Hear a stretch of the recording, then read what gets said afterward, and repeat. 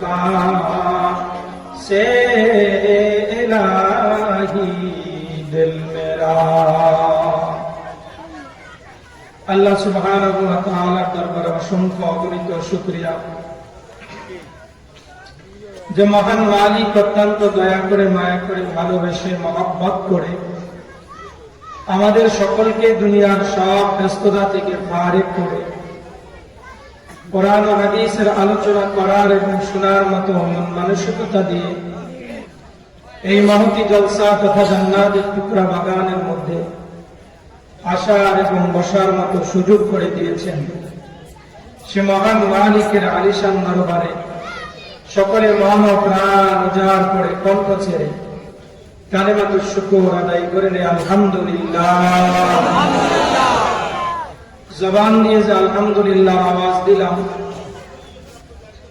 এর দ্বারা কি লাভ হয়েছে, কি ফায়দা হয়েছে? রাসূলে আরবি বলেন, মান ক্বালা আলহামদুলিল্লাহ তামলাউ নিসফুল মিজান। আল্লাহর হাবিব বলে, আমার যে উম্মত আল্লাহকে সন্তুষ্ট করার উদ্দেশ্যে, রাজি খুশি করার উদ্দেশ্যে জবান দিয়ে একবার আলহামদুলিল্লাহর আওয়াজ দিবে, তো হাশরের ময়দানে আল্লাহ পাক রব্বুল আলামিন যখন বান্দার নেক এবং গুনাহের ওজন করবে, অর্ধেক মিজানের পাল্লাকে আল্লাহ তাআলা নেকের দ্বারা ভরপুর করে দেবে। এখন আমরা সুবহানাল্লাহ আওয়াজ দিলাম, এর দাম কত, এর দ্বারা কি লাভ হয়েছে, কি ফায়দা হয়েছে? নবী আরবি বলে, মান ক্বালা সুবহানাল্লাহ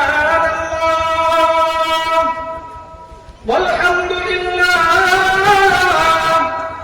তামলাআনি।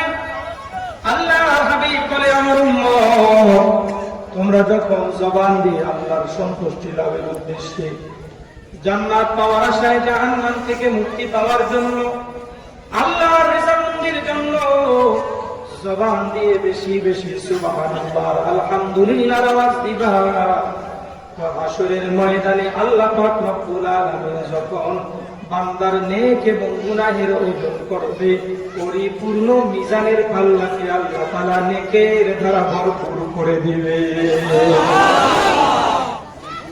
একবার সুবহানাল্লাহ আওয়াজ দিলে কত দাম, কত দাম! আল্লাহর হাবিব বলে, আমার উম্মত মান ক্বালা সুবহানাল্লাহ,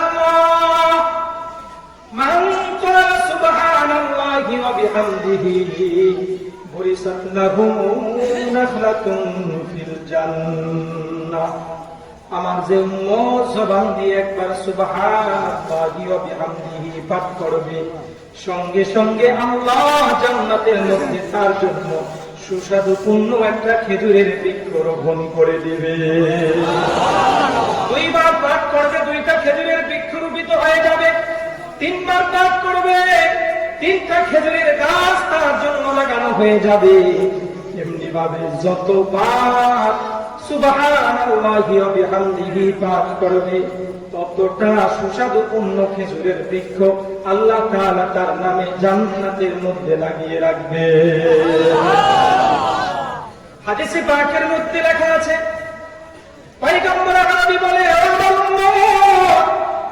জবান দিয়ে দৈনিক যদি মাত্র 100 বার সুবহানাল্লাহি ওয়া বিহামদিহি পাঠ করো, পয়গম্বর আরবি বলে, মান ক্বালা সুবহানাল্লাহি ওয়া বিহামদিহি ফিল ইয়াউমি 100 মাররা হুত্তাত খাতায়াহু ওয়ালাউ কানাত মিসলা যাবাদিল বাহর।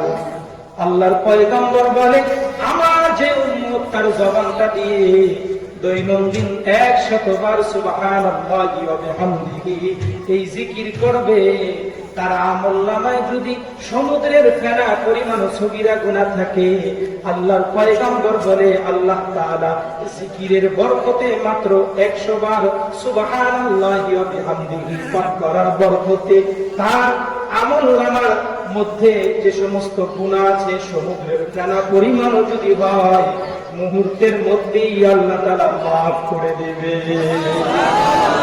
100 বার সুবহানাল্লাহি ওয়া বিহামদিহি পাঠ করতে কি বেশি সময় লাগবে? জোরে বলেন লাগবে। যারা জিকির করে তারা তো বেশি সময় লাগবে না। এর থেকে 2 মিনিট ভালো করে উচ্চারণ করলে লাগবে।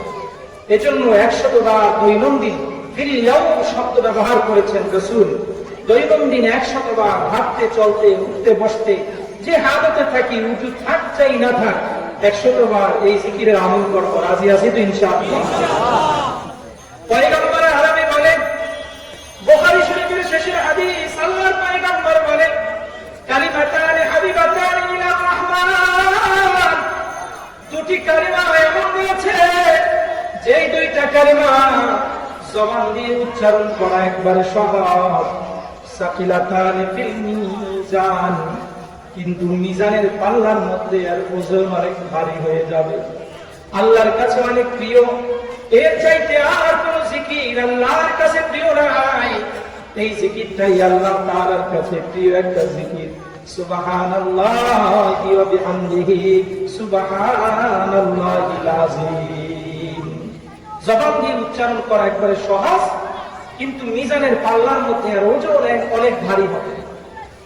এই জিকিরটা আমরা বেশি বেশি করব। দৈনিক 100 বার সুবহানাল্লাহর জিকির করলে কত লাভ? আল্লাহর পয়গম্বর বলে, তাবারী শরীফের riwayat, আল্লাহর নবী বলে, আমার যে উম্মত দৈনিক 100 বার সুবহানাল্লাহর জিকির করবে, হৃষ্টপুষ্ট 100 উট আল্লাহর রাস্তায় কুরবানি দিলে যে পরিমাণ সওয়াব, 100 বার সুবহানাল্লাহর জিকির করলে আল্লাহ তাআলা তার আমলনামার মধ্যে 100 হৃষ্টপুষ্ট উট কুরবানি করার সওয়াব দিয়ে দেবে।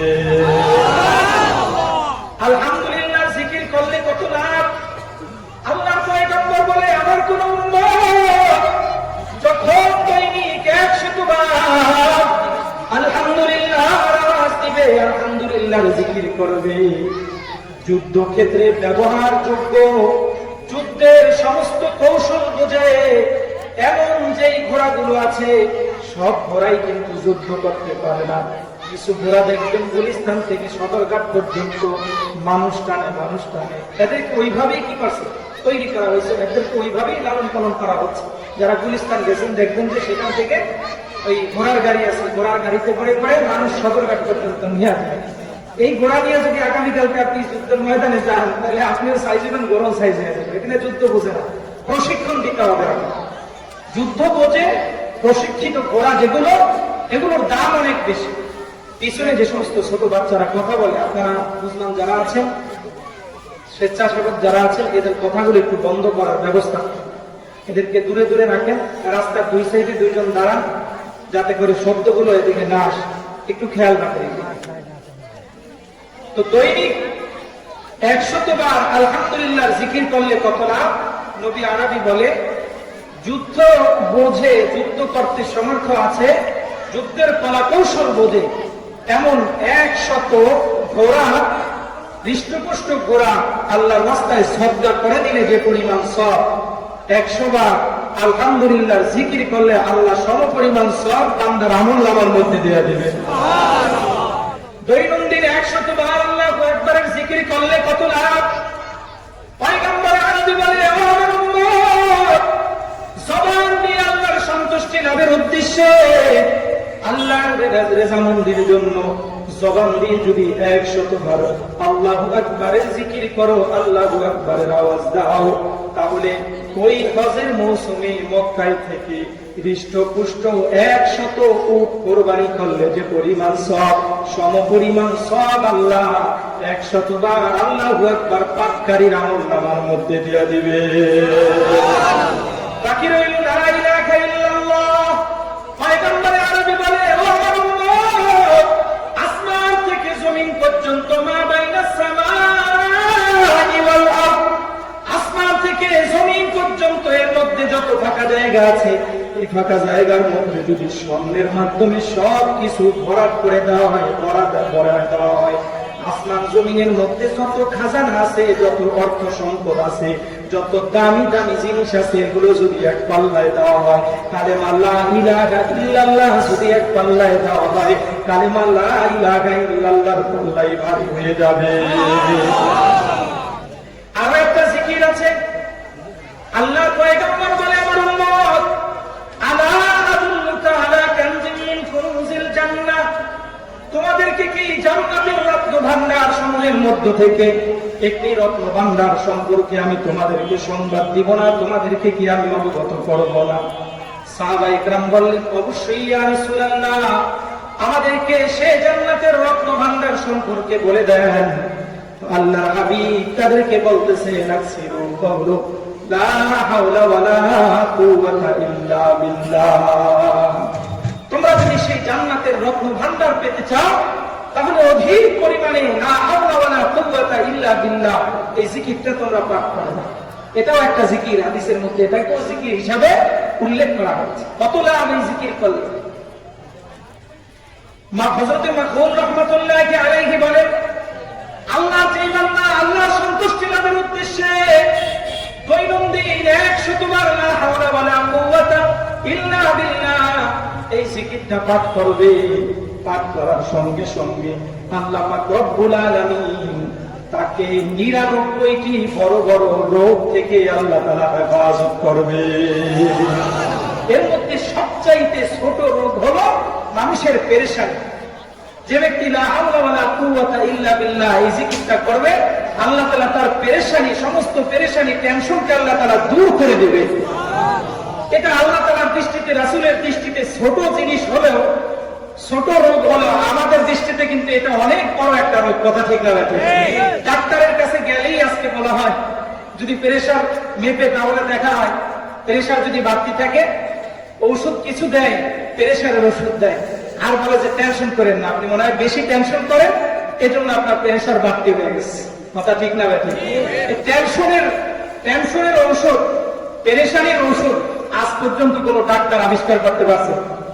সর্বোচ্চ দিনে একটু ঘুমের ওষুধ দিয়ে দেয়, ছাড়া আর কোনো কিছু দিতে পারে না। যেই রোগের কোন ওষুধ নাই, তার চাইতে বড় আর কোন রোগ হতে পারে? জোরে চিৎকার মেরে বলেন, হতে পারে?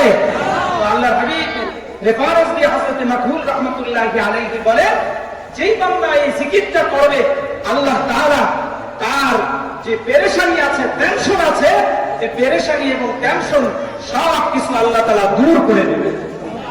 শুধু তাই নয়, মিরকাতের মধ্যে লেখা হয়, মিশকাতের শরমের কাতের মধ্যে লেখা হয়, যেই বান্দা দৈনন্দিন 100 বার লা হাওলা ওয়ালা কুওয়াতা ইল্লা বিল্লাহ জিকির করবে, আল্লাহ তাআলা দৈনন্দিন তার 100 হাজতকে, প্রয়োজনকে আল্লাহ তাআলা পূরণ করে দেবে।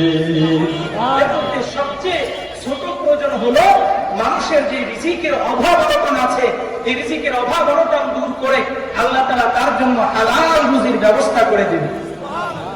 রিজিকের পিছনেই তো আজকে আমরা ঘুরি। কথা ঠিক না? এই জন্য এই জিকির গুলো বেশি বেশি করবো। রাজি আছি তো ইনশাআল্লাহ? মাজলিস গুলোর অনেক দাম। নবী আরবি বলে, মাজলিসুল উলামা খায়রুম মিন ইবাদাতি 60 সানা। আল্লাহর হাবিব বলে, ও আমার উম্মত, উলামায়ে কেরামের মজলিসের মধ্যে কিছু সময় যদি তোমরা বসো, 60 বছর নফল ইবাদত করলে যে পরিমাণ সওয়াব, এর চাইতে বেশি সওয়াব আল্লাহ বান্দার আমলনামার মধ্যে দেয়া দেবে। আনন্দের মজলিসের মধ্যে আছো, এ বান্দা উলামায়ে কেরামের মজলিসের মধ্যে বসে একটা মাসআলা যদি শিক্ষা অর্জন করতে পারো, আল্লাহ হাবিব জানিয়ে দেয়, প্রত্যেকটা মাসআলার বিনিময় আপনার আমার আমলনামার মধ্যে আল্লাহ পাক রব্বুল আলামিন 1000 রাকাত নফল নামাজ পড়লে যে পরিমাণ সওয়াব, এর চাইতে বেশি সওয়াব আল্লাহ আপনার আমার আমলনামার মধ্যে দিয়ে দিবে। তা মাসআলা নাই আলেমদের মজলিসে বসার কারণ? জোরে বলেন, আছে না? না। ও মুসলমান বান্দা, এই মজলিসগুলো যখন কায়েম করা হয়, আল্লাহর পক্ষ থেকে একদল ফেরেশতা চলে আসে, মাহফিলের চতুর্পাশ দিয়ে একের কাঁধের উপরে একজন দাঁড়াইতে দাঁড়াইতে চতুর্পাশ দিয়ে আসমান পর্যন্ত ঘেরাও করে নেয়। ফেরেশতারা ডাক দিয়ে বলে, ও পরওয়ারদিগার, মানুষ উপর দিয়ে সামিয়ানার ব্যবস্থা করেছেন, দিনার ব্যবস্থা করে, নিষিদ্ধ থেকে হেফাজতে থাকার জন্য আমরা ফেরেশতা আমাদেরকে আপনি পাঠিয়েছেন। এই কোরআনের মজলিসের মধ্যে যারা এসেছে, তারা আপনার মেহমান, আপনার মেহমানদেরকে পাহারাদারি দেওয়ার জন্য, আপনার মেহমানদের উপরে যাতে করে শয়তান প্রভাব বিস্তার লাভ না করতে পারে, এজন্য আপনি পাঠিয়েছেন। আমরা চলে আসলাম, চতুর্পাশ দিয়ে আসমান পর্যন্ত ঘেরাও করে ফেললাম। ও পরওয়ারদিগারে আলম, উপর দিয়ে আমরা জায়গাটা ফিল আপ করতে থাকতে পারলাম না, চতুর্পাশ ঘেরাও করে দিলাম, উপরের জায়গাটা ফাঁকা রয়েছে। আমার আল্লাহ বলে উপরের জায়গাটা ফাঁকা থাকতে দাও, উপরের জায়গাটা ফাঁকা থাকতে দাও। বলে কি করবেন?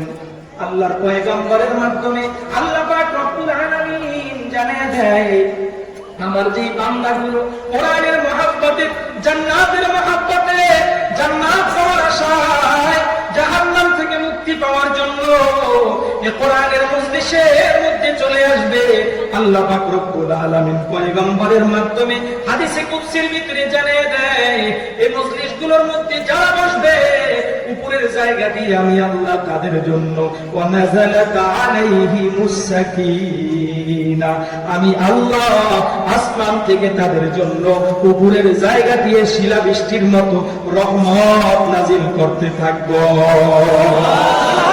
শুধু তাই নয়, আল্লাহর হাবিব জানিয়ে দেয়, পয়গম্বরের মাধ্যমে আল্লাহ পাক রব্বুল আলামিন জানিয়ে দেয়, এ আমার বান্দারা, কোরআনের মহব্বতে জান্নাত পাওয়ার আশায়, জাহান্নাম থেকে মুক্তি পাওয়ার জন্য যারা এই মাজলিসগুলোর মধ্যে বসবে, বসার সঙ্গে সঙ্গে আল্লাহ বান্দার জিন্দেগীর সমস্ত সগীরা গুনাহগুলো মাফ করে দিবে। বান্দা তো শুধু সগীরা গুনাহই করে না, পদে পদে ক্ষণে ক্ষণে কবিরা গুনাহের মধ্যে লিপ্ত হয়। কথা ঠিক না ঠিক? বান্দা কবিরা গুনাহের মধ্যে লিপ্ত হয়। এ বান্দার কবিরা গুনাহগুলো কিভাবে মাফ হবে?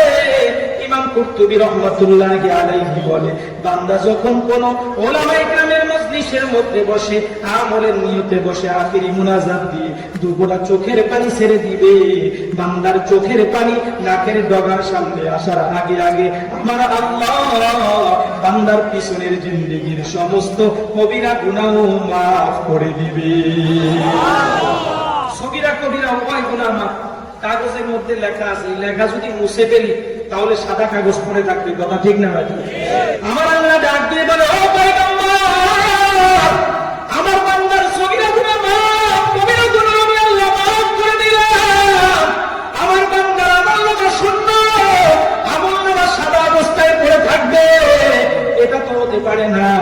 পয়গম্বর, আমার যেই বান্দাগুলো জান্নাতের মহব্বতে জাহান্নাম থেকে মুক্তি পাওয়ার জন্য, আমাকে পাওয়ার জন্য আপনার মহব্বতে এই কোরআনের মজলিসের মধ্যে এসে বসে গেছে, এই কোরআনের মজলিসের বরকতে, ওয়াজ মাহফিলের বরকতে আমি আল্লাহ তাদের আমলনামা যেই জায়গায় কবিরা এবং সগীরা গুনাহ লেখা ছিল, ওই কবিরা সগীরা গুনাহগুলোকে আমি আল্লাহ নেকির দ্বারা পরিবর্তন করে দিলাম।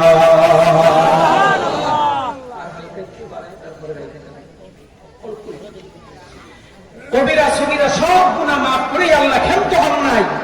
আল্লাহ পাক রব্বুল আলামিন কবিরা এবং সগীরা গুনাহের স্থানে আল্লাহ তাআলা নেকের ধারা পরিবর্তন করে দিয়েছে। তার মানে হলো, যেই জায়গায় লেখা ছিল বান্দা নামাজ পড়ে নাই, রোজা রাখে নাই, হজ করে নাই, যেই জায়গায় লেখা ছিল বান্দা যাকাত দেয় নাই, ওই জায়গায় লেখা হয়ে থাকবে বান্দা নামাজ পড়েছে, রোজা রেখেছে, হজ করেছে, যাকাত দিয়েছে। কারণ তওবা এমন একটা জিনিস, তওবা করার মাধ্যমে আল্লাহ তাআলা আত-তাইবু মিনাজ যামবি কামাল লা যামবালা, বান্দা যখন আখিরি মুনাজাতের মধ্যে দুপুরা চোখের পানি ফেলাইয়া আল্লাহ দরবারে তওবা করবে, আত-তাইবু মিনাজ যামবি কামাল লা যামবালা, তার আমলনামাটা এমন হয়ে যাবে তেমন নাকি তার আমলনামার মধ্যে সে জীবনে কোনোদিনও গুনাহ করে নাই। এর চাইতে আর দামি মজলিস কোনটা হতে পারে? জোরে বলেন। আল্লাহ তাআলা গুনাহগুলো মাফ করে দিবেন, গুনার জায়গায় আল্লাহ তাআলা নেকের ধারা পরিবর্তন করে দিবেন। অদ্ভুতিলা সাইয়্যাতিকুম বিল হাসানাত, আল্লাহর হাবিবের মাধ্যমে আল্লাহ পাক রব্বুল আলামিন জানিয়ে দেয়, ও দুনিয়ার ইমানদারেরা, যারা কোরআনের মজলিসের মধ্যে আসবে, জান্নাতের প্যান্ডেলের মধ্যে আসবে, আসার সঙ্গে সঙ্গে তাদের গুনাহ যেই জায়গায় লেখা থাকবে, ওই গুনাহগুলোকে আমি আল্লাহ নেকের দ্বারা পরিবর্তন করে দিব। তাহলে এই মাজলিসের মধ্যে এসে আমরা ঠকছি না যেছি? জোরে চিৎকার মেরে বলি, ঠকছি না যেছি? এই জন্য যতক্ষণ আলোচনা করা হবে মনোযোগ সহকারে শুনবো, শেষ পর্যন্ত থাকবো। রাজি আছি তো ইনশাআল্লাহ? কোরআনে হাকিমের 114 সূরা 23 নম্বর সূরা, সূরা মুমিনুনের শুরু দিয়ে কয়েকটি আয়াত আপনাদের সামনে তেলাওয়াত করেছি। আল্লাহ পাক রব্বুল আলামিন এই আয়াতগুলোর মধ্যে মুমিন বান্দাদেরকে ডাক দিয়ে বলে, হে ঈমানদারেরা, তোমরা যদি ঈমান আনার পর মাত্র 6 থেকে 7টা আমল করতে পারো, মোটামুটি 6টি আমল যারা করতে পারবা, আমি আল্লাহ তোমাদের জন্য জান্নাত সমূহের মধ্য থেকে উত্তম জান্নাত জান্নাতুল ফেরদাউসকে আমি আল্লাহ তোমাদের জন্য ওয়াজিব করে দেব। উলাইকা হুমুল ওয়ারিসুন আল্লাযীনা ইয়ারিসুনাল ফিরদাউসা হুম ফিহা খালিদুন। আল্লাহ তাআলা ডেকে বলে, বান্দা তোমরা যদি মাত্র 6টা আমল করতে পারো, ও আমার বান্দারা, ঈমান আনার পর মাত্র যদি 6টা আমল তোমরা করতে পারো, আমি আল্লাহ তোমাদের জন্য ঘোষণা করে দিলাম সবচাইতে উত্তম জান্নাত জান্নাতুল ফেরদাউস তোমাদের জন্য আমি বাজেট করে দিব। জান্নাতুল ফেরদাউসের জন্য আমি জান্নাতুল ফেরদাউসকে আমি তোমাদের চিরদিনের জন্য মালিক বানায় দেব। 6টা আমল করবো, রাজি আছি তো সবাই ইনশাআল্লাহ? যতক্ষণ পর্যন্ত 6 আমল না দেওয়া হবে ততক্ষণ পর্যন্ত এই ময়দান ছেড়ে বাড়িতে যাব না। এমন জান্নাতের পাগল নবীর আশিক কে কে আছে? আল্লাহু আকবার। আমাদের সকলকে কবুল করুক, আমিন। যুবক ভাইরা অনেক খুশি, কয় হুজুর সমস্যা নাই, সারা রাত যদি আলোচনা করেন, কণ্ঠ ভালো হোক না হোক আমরা থাকবো, কোনো সমস্যা নাই, কারণ আমরা তো ফেসবুক চালায় অভ্যস্ত, ঘুম মারার অভ্যাস আছে। আর মুরব্বী যারা আছেন এদের চেহারাটা মলিন হয়ে গেছে। হুজুর আমরা তো এই শেষ জমানায় আইসা ডিজিটাল খাদ্য মদ্য খায়া আমাদের ডায়াবেটিস হয়ে গেছে, কিছুক্ষণ পর পর প্রস্তাবে ধরে, আমরা এখন কি করবো? আপনি যেভাবে কায়দা করে ধরছেন, এজন্য চেহারাটা অনেকের মলিন। রাগ করে কি করবেন? চেহারা মলিন করে কোনো লাভ নাই, জরুরতে ধরলে তো যাইতেই হবে। কি বলেন? এটা কি কোনোদিন আপনি রাখা যাবে? এটা তো বিছনা নষ্ট হয়ে যাবে। এই জন্য অনুমতি আছে, যদি কোনো জরুরত আসে, প্রয়োজন আসে, আমরা সরাসরি যাব, জরুরত সেরে আবার এখানে চলে আসবো। বাড়িতে যাওয়ার কিন্তু অনুমতি দেওয়া হয়নি, দেওয়া হয়েছে, আবার এখানে চলে আসবো। আমরা 6 আমল নিয়ে জান্নাতের সার্টিফিকেট নিয়ে এখান থেকে আজকে বাড়িতে যাব, রাজি আছি তো ইনশাআল্লাহ? আল্লাহ পাক রব্বুল আলামিন কোরআনে হাকীমের মধ্যে বলেন, ও দুনিয়ার ঈমানদারেরা, 6 আমলের পূর্বে তোমাকে ঈমান আনতে হবে, কারণ ঈমান ব্যতীত কোনো আমল দরবারে কবুল হবে না। বেঈমান যত আমল করবে তার আমলগুলো আল্লাহর দরবারে কবুল হবে না। ওয়ামান ইয়াবতাগি গায়রাল ইসলামি দীনান ফালান ইউকবালা মিনহু। আল্লাহ পাক রব্বুল আলামিন বলে, ইসলাম ব্যতীত, ঈমান ব্যতীত, দ্বীন ব্যতীত যারা যত আমল করবে তাদের সে আমলগুলো আল্লাহর কাছে গ্রহণযোগ্য হবে না। যদি আমল গ্রহণযোগ্য হতে হয়, আমল যদি কবুল করাইতে হয়, ইসলামের গণ্ডির মধ্যে ঢুকতে হবে, ঈমানের বলে বলিয়ান হতে হবে, ঈমানদার হতে হবে, এছাড়া তার কোনো আমল আল্লাহর দরবারে কবুল হবে না। কারণ ঈমান ছাড়া কোনো আমল আল্লাহর কাছে কি হবে না? কবুল। বেঈমান যদি কোনো পুণ্যের আমল করে, ভালো আমল করে, তাহলে তার প্রতিদান সে দুনিয়াতেই পাবে, আখিরাতে সে কোনো প্রতিদান পাবে। আর মুমিন যখন কোনো ভালো আমল করবে, দুনিয়াতে না পাইলেও আখিরাতে তার জন্য প্রতিদান থাকবেই থাকবে। কথা ঠিক না ঠিক? এই জন্য ঈমানের বড় দাম, বড় দাম। ঈমান ছাড়া কোনো আমল আল্লাহর দরবারে কবুল হবে না। ঈমানের ৭৭-এর চাইতেও বেশি শাখা রয়েছে, ৭০-এর চেয়ে অধিক ৭৭-এর মতো শাখা রয়েছে।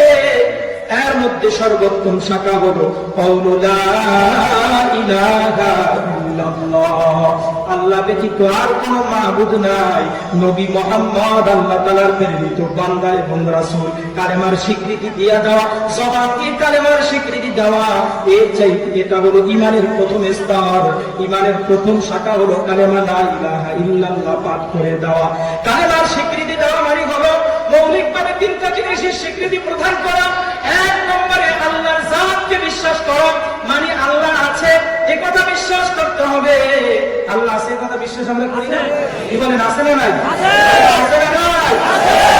আল্লাহ আছে এ কথা বিশ্বাস করার পর 2 নম্বরে আল্লাহর ওয়াহদানিয়াতকে বিশ্বাস করতে হবে।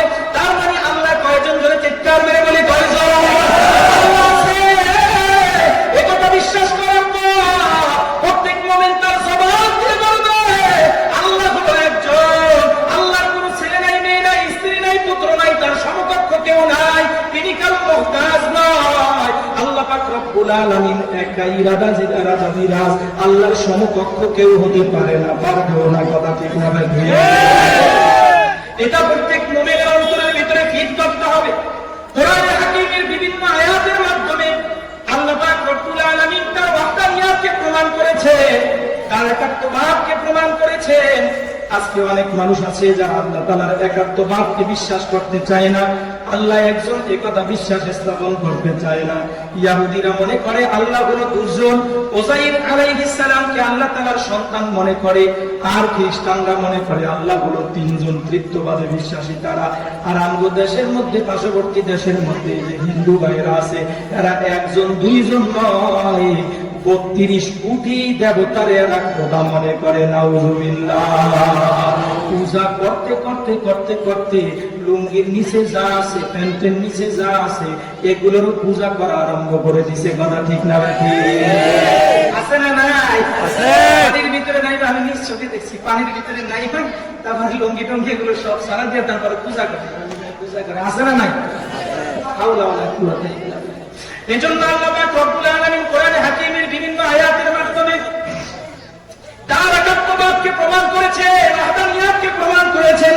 কোরআনে হাকিমের ছোট্ট একখানা সূরা, সূরা ইখলাস, যার নাম সবাই চিনি। আল্লাহ পাক রব্বুল আলামিন এই সূরার মধ্যে বলেন, কুল হুয়াল্লাহু আহাদ, আল্লাহুস সামাদ, লাম ইয়ালিদ ওয়া লাম ইউলাদ ওয়া লাম ইয়াকুল লাহু কুফুয়ান আহাদ।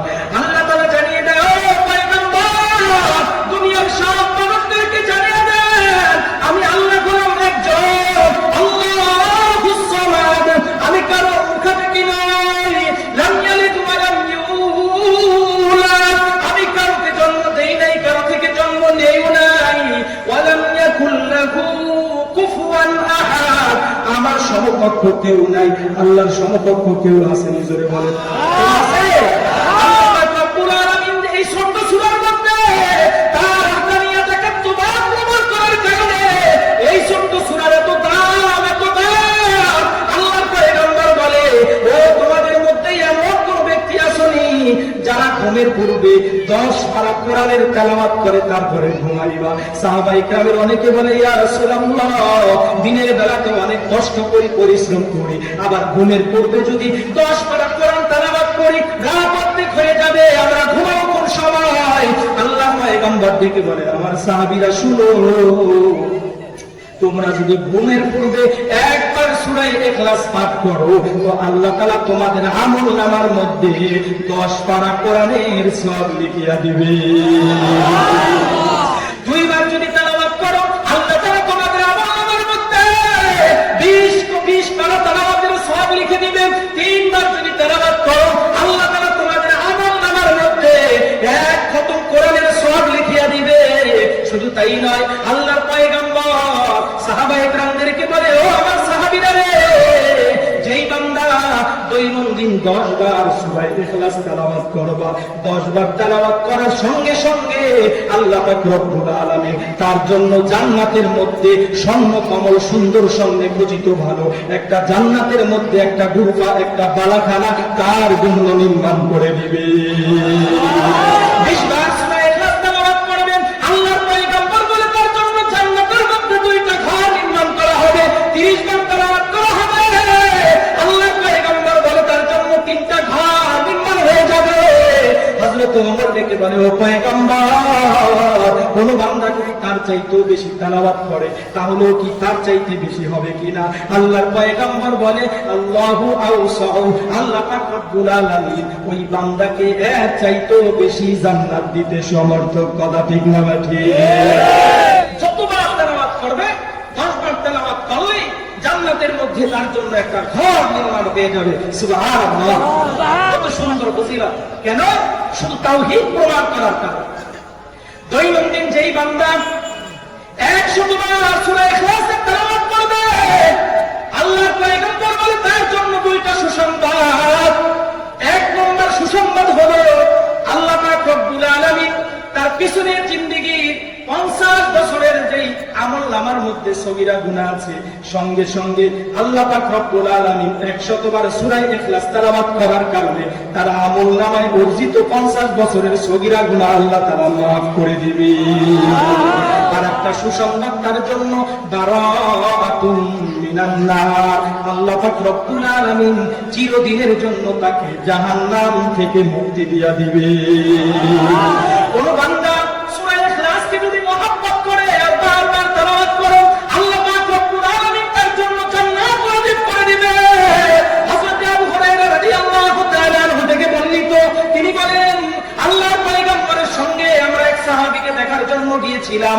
সেখানে যাওয়ার পর হঠাৎ করে আমাদের কানের মধ্যে সূরা ইখলাসের তেলাওয়াতের আওয়াজ আসতেছিল। যখন হযরতে এরকম পয়গম্বর আরবি সূরা ইখলাসের তেলাওয়াতের আওয়াজ তার কানের মধ্যে গেল, পয়গম্বর ডাক দিয়ে বলল, ওয়াজাবাত। আমরা জিজ্ঞেস করলাম, ও পয়গম্বর কি ওয়াজিব হয়েছে? তখন আল্লাহর পয়গম্বর বলে, আল জান্নাহ, জান্নাত ওয়াজিব হয়ে গেছে। কেন জান্নাত ওয়াজিব হয়েছে? আল্লাহর নবী ডাক দিয়ে বলে, ও আমার সাহাবীরা দেখো, আমরা যেই সাহাবীকে দেখার জন্য এসেছিলাম সে তার জবান দিয়ে সূরা ইখলাসের তেলাওয়াত করতেছিল, তার অন্তরের মধ্যে সূরা ইখলাসের মহব্বত ছিল। এই মহব্বত থাকার কারণে বারবার সূরা ইখলাস তেলাওয়াত করতেছে। আর এই সূরা ইখলাসের মহব্বতের কারণে তেলাওয়াতের বরকতে আমি দেখতেছি আল্লাহ তাআলা তার জন্য জান্নাত ওয়াজিব করে দিয়েছে। জন্য সূরা ইখলাসকে মহব্বত করব। রাজি আছি তো সবাই ইনশাআল্লাহ? একে রাজি আছি? আল্লাহু আকবার। আল্লাহ তাআলা আমাদের সকলকে আমল করার তৌফিক দান করুন। আরো ফজিলত আছে, অনেকগুলো ফজিলত। আমি আমার এই বইয়ের মধ্যে প্রায় 30টার মতো ফজিলত উল্লেখ করছি, হাদিসের রেফারেন্স দিয়ে দিই। ও মুসলমান ইমানদার, কোন বান্দা যদি কবরস্থানের পাশে দাঁড়িয়ে 100 বার সূরা ইখলাস তেলাওয়াত করে, আল্লাহর পয়গম্বর বলে ওই কবরস্থানের মধ্যে যতগুলো নামাজি ব্যক্তি, ইমানদার ব্যক্তি ঘুমানো থাকবে, শায়িত থাকবে, কবরস্থ হয়ে থাকবে, কোন সামান্য ত্রুটি বিচ্যুতি করার কারণে যদি তাদের কবরের মধ্যে আযাব হয়, আল্লাহ পাক রব্বুল আলামিন 100 বার সূরা ইখলাস তেলাওয়াত করার কারণে চিরদিনের জন্য তাদের কবরের আযাবকে maaf করে দেবে। কোন বান্দা যখন ঘরের মধ্যে ঢুকবে, ঘরের মধ্যে ঢোকার সময় যখন সালাম দিয়ে আসসালামু আলাইকুম ওয়া রাহমাতুল্লাহ সালাম দিয়ে ঘরের মধ্যে ঢুকবে, বিসমিল্লাহ সহকারে সূরা ইখলাস যখন ঘরের মধ্যে ঢুকে তেলাওয়াত করবে, আল্লাহর পয়গম্বর বলে ওই ঘর বলে জিরানিহি এবং তার পার্শ্ববর্তী যতগুলো ঘর আছে, আল্লাহ তাআলা এই সূরা ইখলাসের আমলের কারণে ওই ঘর এবং পার্শ্ববর্তী ঘর থেকে সমস্ত অভাব অনটন দূর করে দিবে। সূরা ইখলাসের তেলাওয়াত করব। রাজি আছি তো ইনশাআল্লাহ? সূরা ইখলাসের দাম কেন হয়েছে? এর মধ্যে আল্লাহ তাআলার ওয়াহদানিয়ত একাত্মবাদ প্রমাণ করেছেন, এজন্য সূরা ইখলাসের দাম দিয়েছেন। এজন্য এক নম্বরে আল্লাহ আছে কথা বিশ্বাস করার পর মুমিন 2 নম্বরে বিশ্বাস করবে আল্লাহ হলো একজন, 3 নম্বরে বিশ্বাস করবে যে আল্লাহ হলো সর্বময় ক্ষমতার অধিকারী। সব আল্লাহ তাআলার যত গুণাবলীগুলো আছে, যত সিফাতগুলি আছে, সমস্ত সিফাতের ক্ষেত্রে আল্লাহ তাআলাকে বিশ্বাস করতে হবে, সমস্ত গুণাবলীর ক্ষেত্রেও আল্লাহ তাআলাকে বিশ্বাস করতে হবে। তার মানে হলো রিজিকের মালিক কে? জোরে বলেন কে?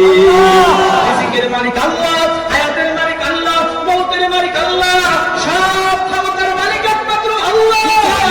1 নম্বরে আল্লাহ আছে বিশ্বাস করবে, 2 নম্বরে আল্লাহ একজন এই কথাও বিশ্বাস করবে, 3 নম্বরে আল্লাহ সর্বময় ক্ষমতার অধিকারী, আর কেউ ক্ষমতার অধিকারী নয়। এটা যখন অন্তরের মধ্যে বিশ্বাস স্থাপন করবে, তখন সে যদি ইমানদার দাবি করে তাহলে তাকে ইমানদার বলা যাবে। আর এই 3 কথায় বিশ্বাস না করে কেউ যদি ইমানদার দাবি করে তাকে প্রকৃত ইমানদার বলা যাবে না। কথা ঠিক না? শুধু ইমানদার দাবি করলেই হবে না, মুসিবত আসলে, বালা মুসিবত আসলে ওই ঈমানের উপরে অটল ইস্তেকামত থাকতে হবে। যেমন সাহাবায়ে কেরাম অটল ইস্তেকামত ছিল। ঈমানদারের সামনে যদি ঈমানের পরীক্ষা চলে আসে, এক পাল্লায় যদি তার সমস্ত অর্থ সম্পদ রাখা হয়, দুনিয়ার সব কিছু যদি এক পাল্লায় রাখা হয়, আরেক জায়গার মধ্যে যদি আল্লাহ এবং আল্লাহর রাসূলের ইজ্জত রাখা হয়, ঈমানদার অর্থ সম্পদ বাদ দিয়ে অর্থ সম্পদকে আবাদত করে আল্লাহ এবং আল্লাহর রাসূলের ইজ্জত রক্ষা করার জন্য সে ময়দানের মধ্যে ঝাঁপিয়ে পড়বে, নিজের জীবনটাকে বিলিয়ে দিয়ে সে আল্লাহ এবং আল্লাহর রাসূলের ইজ্জতকে রক্ষা করবে। কথা ঠিক না? ঈমানদারের সামনে যদি এমন পরীক্ষা চলে আসে, এক পাশে তার স্ত্রী স্ত্রী পরিবার, এক পাশে তার সন্তান, আর এক পাশে আল্লাহ এবং আল্লাহর রাসূলের ইজ্জত।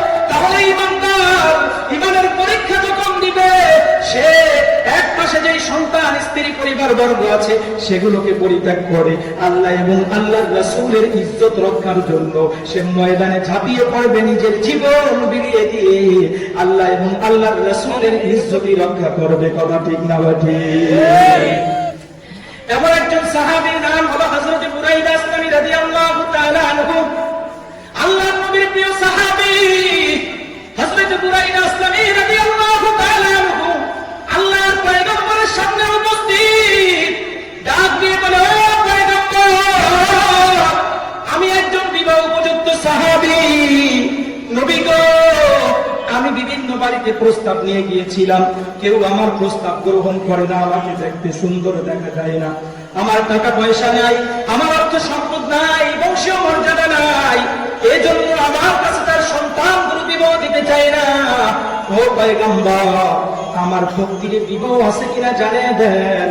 যদি তকদিরে বিবাহ থাকে কোন বাড়িতে কোথায় বিবাহ করব বলে দেন, আর যদি তকদিরে বিবাহ না থাকে তাও বলে দেন। আমি আর কারো কাছে আমি প্রস্তাব দিয়ে আমি লজ্জিত হতে চাই না, আমার মুখটাকে হারাতে চাই না।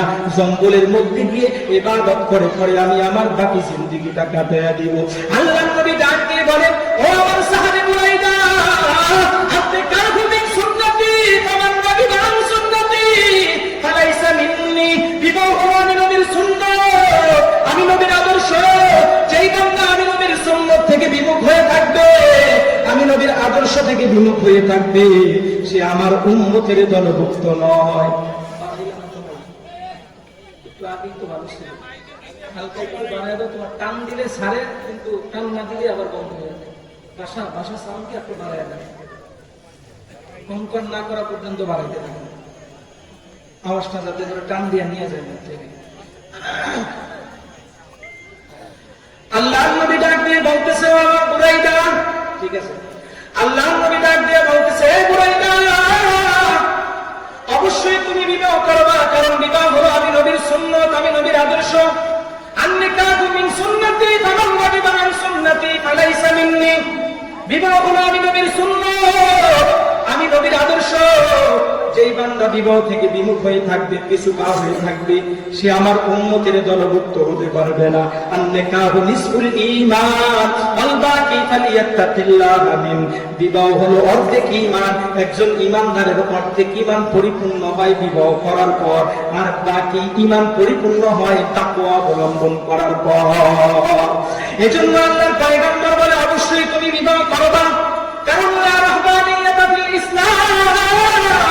বিবাহ না করে বৈরাগ্যতা অর্জন করা, বৈরাগ্যতা অবলম্বন করা, এটা ইসলামের বিধান নয়, ইসলাম তাকে সাপোর্ট করে না। ও বুরাইদা, তবে তোমার মাধ্যমে আমি দুনিয়ার সব উম্মতদেরকে জানিয়ে দিতে চাই, আমার উম্মতরা যখন বিবাহ করার জন্য যাবে, আমার উম্মতের বাবা যখন সন্তানকে বিবাহ করানোর জন্য যাবে, ভাই ভাইকে বিবাহ করানোর জন্য যাবে, চাচা ভাতিজাকে বিবাহ করানোর জন্য যাবে, দাদা নাতিকে বিবাহ করানোর জন্য যখন যাবে, যেই মেয়েটাকে বধূ হিসাবে ঘরের মধ্যে আনবে, ওই মেয়ের মধ্যে যাতে করে 4টা গুণ থাকে, ওই 4 গুণের প্রতি লক্ষ্য রেখে যাতে করে মেয়েটাকে ঘরের মধ্যে আনে। যদি 4টা গুণ মেয়ের মধ্যে থাকে, ওই ঘরটা জান্নাতের টুকরা বাগান হয়ে যাবে। আল্লাহর পয়গম্বর বলেন, ওয়ালিদিনিহা ওয়ালি জামালিহা ওয়ালি নাসবিহা ওয়ালি মালিহা ফাসবুর বিযাতিদ্দিন। আল্লাহর পয়গম্বর বলেন, এ বুরাইদা, আমার উম্মত যখন বিবাহ করার জন্য যাবে, তখন মেয়েটার মধ্যে দ্বীনদারি আছে কিনা 1 নম্বরে লক্ষ্য করবে, 2 নম্বরে মেয়ের সৌন্দর্যতা আছে কিনা সেটার প্রতিও লক্ষ্য রাখবে, 3 নম্বরে মেয়ের বংশীয় মর্যাদা আছে কিনা সেটাও লক্ষ্য রাখবে, 4 নম্বরে মেয়ের বাবার অর্থ সম্পদের সঙ্গে ছেলের অর্থ সম্পদের সমতা হতে হবে, সমবন্টন হতে হবে, কুফু মিল থাকতে হবে। ছেলে বিশাল বড়লোক, মেয়ে হলো একবারে নিম্ন শ্রেণীর, তাহলে তারা সমাজ নামাজ বসবে না, কিছুদিন পরেই ঝগড়াঝাটি আরম্ভ হয়ে যাবে। কথা ঠিক না ঠিক? এজন্য আল্লাহর পয়গম্বর বলেন, যখন তোমরা তোমাদের সন্তানগুলোকে বিবাহ করার জন্য যাইবা, তখন যাতে করে ওই কন্যাটার মধ্যে, মেয়েটার মধ্যে এই 4টা গুণ থাকে। 1 নম্বরে দিনদারি, 2 নম্বরে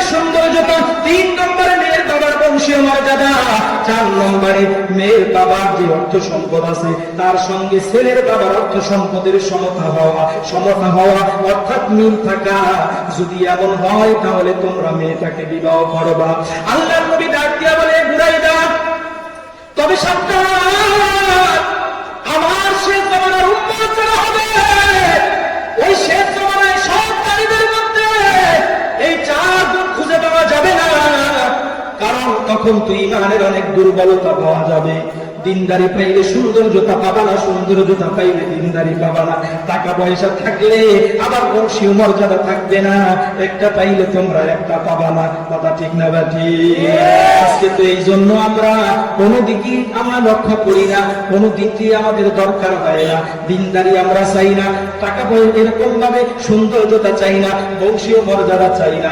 মেয়ের বাবার যদি টাকা পয়সা থাকে তাহলে আর কোনো কিছুর দরকার হয় না। কথা ঠিক না বাকি?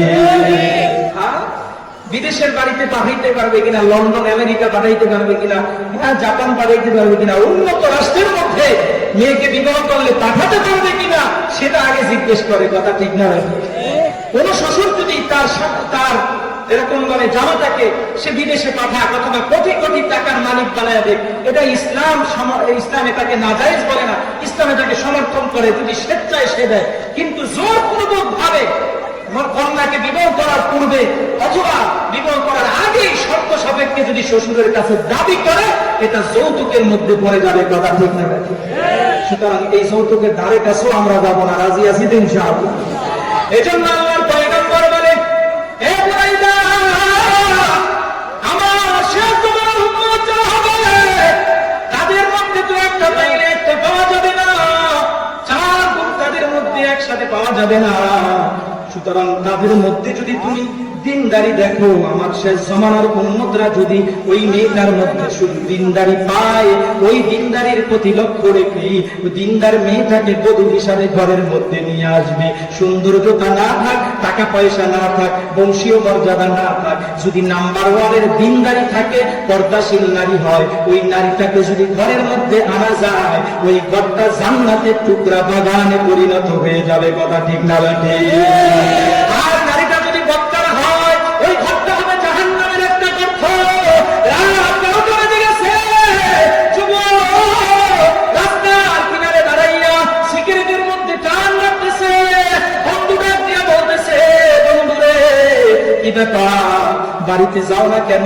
কোন ঠান্ডার মধ্যে রাত 12টার মধ্যে এখানে কি করো? বা এখানে আসি, এটাই বড় আরাম, বাড়ির মধ্যে গেলে গুম হয়ে যাইবে হারাম। সে আবার কেমন কথা? দরওয়াজা দিয়ে বাড়ির মধ্যে ঢুকলেই মেশিন আরম্ভ হয়ে যাবে, মানে ঝগড়া আরম্ভ হয়ে যাবে। রাত 12টা 1টা পর্যন্ত স্বামী স্ত্রী ঝগড়া করে, এমন সুন্দর পরিবার আছে না? নাই? নাই? আমাদের মধ্যে নাই? সব জায়গায় আছে। রাত 12টা 1টার মতো আমাদের দেশে দেখি একটা শব্দ হয়, এমন শব্দের মতো খালি ঝগড়া করে। সারাদিন কি হয়েছে না হয়েছে, স্বামী স্ত্রীর মধ্যে ঝগড়া হয়, এটা দিনদারি না থাকার কারণ।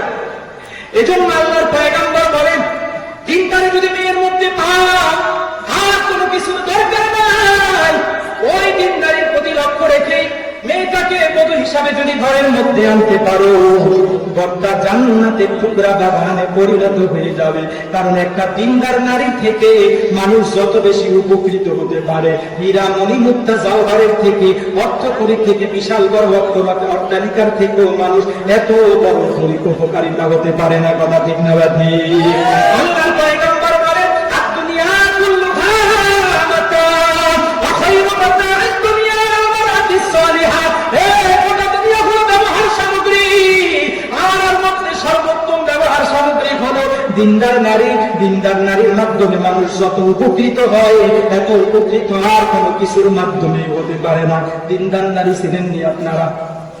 ওই যে যখন পয়লা বৈশাখ আসে, 31 নাইট আসে, ঈদের যখন সময় আসে, আপনাদের গৌর নদীর মধ্যে গিয়ে বুক পিঠ খালি করে কন্যাটাকে 2 পাশের ভিতরে এরকম দিয়া বুকটার টান টান করে বেনিকি বিঘাটা হাতের ভিতরে নিয়া অর্ধ উলঙ্গ হয়ে মার্কেটে হাঁটে। এরা হলো দিনদার নারী।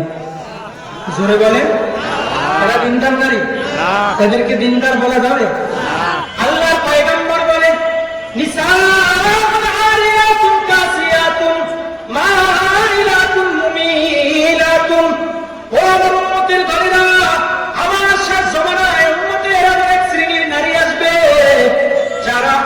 পরেও উলঙ্গ কোনার মধ্যে লিপ্ত থাকবে।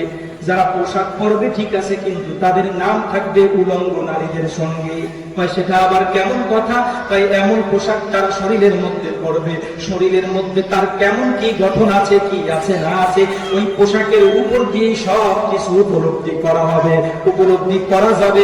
এমন পোশাক আমাদের দেশে এখন বাহির হয়েছে, কি হয় নাই? হয় নাই? জোরে বলেন হয় নাই? নিজেরাও পরপুরুষের দিকে আকৃষ্ট হবে, পরপুরুষের প্রেমে পড়ে যাবে, আর পরপুরুষকেও তাদের প্রতি আকৃষ্ট করবে। অনেক যুবকরা আছে, নারীরা রাস্তা দিয়ে সেজে গুজে হেঁটে যায়, নারীদের উপরে ক্রাশ খেয়ে যায়, নারীদের উপরে আকৃষ্ট হয়ে যায়, ক্রাশ যাইতেছে, এমন আছে না? মুসলমান ইমানদার, এদিকে নজর করা যাবে না, নজরকে হেফাজত করতে হবে। ইয়ালামু খাইনাতাল আয়ুনি ওয়া মা তুখফিস সুদুর। আল্লাহ তাআলা বলে তোমাদের অন্তরের মধ্যে কি লুকায়িত আছে এবং চোখের যে খেয়ানত করতেছো, এগুলো সব কিছু আর কেউ না দেখলো আমি আল্লাহ তাআলা জানি এবং দেখি। কথা ঠিক না বাঠি? আল্লাহ থেকে কোনো কিছু লুকাইতে পারবে কেউ? যুবক সকাল 8টা বাজে ঘুম থেকে উঠছে, ব্রাশ নিয়ে ব্রাশ করতে পারছে, রাস্তায় বাইরে হয়েছে, পাশের বাড়ি মসজিদায় যাইতেছে কোচিং করার জন্য। ক্লাসের আগে 10টা বাজে ক্লাস শুরু হবে, আর আগে কোচিং করার জন্য যাইতেছে। আর যুবক সন্তান ডানে বামে তাকায় দেখে যে কাউকে দেখা যায় না, ফিস করে একটা চোখের বাড়ি দিয়ে দিছে। এটা কেউ দেখে নাই, কিন্তু আল্লাহ দেখছে কিনা? জোরে বলেন, আল্লাহ দেখছে কিনা? এটাই আল্লাহ তাআলা বলেছেন, ইয়ালামু খাইনাতাল আয়ুনি ওয়া মা তুখফিস সুদুর। তোমাদের চোখে যে খেয়ানত তোমরা করো এবং অন্তরের মধ্যে তোমাদের কি আছে না আছে, কেউ না জানলো আমি আল্লাহ তা জানি এবং দেখি। কথা ঠিক না বাকি? এজন্য আমানতের খেয়ানত করা যাবে না। চোখ আল্লাহর পক্ষ থেকে একটা আমানত, এই আমানতের খেয়ানত করা ও মুসলমান ইমানদার। এজন্য যারা অর্থ উলঙ্গ হয়ে আছে, এরা দিনদার নারী হতে পারে না। এরা যেমন নিজের অপর পুরুষের উপর আকৃষ্ট হয়, পরপুরুষকেও তাদের প্রতি আকৃষ্ট করে। রাসূল বলেন লা ইয়াদখুলুল জান্নাতা, তারা জান্নাতের মধ্যে দাখিল হতে পারবে না, জান্নাতের মধ্যে যেতে পারবে না। ওয়ালা ইয়াজিদনা রিহাহা, জান্নাতের যে সুঘ্রাণ হাজার হাজার মাইল দূর থেকে মানুষের নাকের মধ্যে ভেসে আসবে, তারা জান্নাতের সুঘ্রাণ পাওয়া যাওয়া তো দূরের কথা, ওই জান্নাতের সুঘ্রাণ তাদের নাকে পাবে না। নাউজুবিল্লাহ। এজন্য আমাদের মা বোনদেরকে যখন আমরা পোশাক ক্রয় করে দিব, ভালো রুচিসম্মত মার্জিত পোশাক ক্রয় করে দিব। রাজি আছে তো ইনশাআল্লাহ? আল্লাহর নবীর কাছে সাহাবায়ে কেরাম প্রশ্ন করে, ইয়া রাসূলুল্লাহ, দিনদার মহিলা কারা, তাদের আলামত কি আমাদেরকে একটু জানিয়ে দেন। আল্লাহর পয়গম্বর বলেন, ও আমার সাহাবীরা, দিনদার নারীর আলামত হলো 4টা। জোরে বলেন কয়টা? আরো জোরে কয়টা? ঘুমাইতে আছেন, এদিক সেদিক তাকাইতে আছেন, কথা কি বোঝা যায় না? দিনদার নারীর আলামত কয়টা? আরো জোরে কয়টা? দিনদার নারীর আলামত হলো 4টা। আল্লাহ পয়গম্বর বলে 1 নম্বর আলামত হলো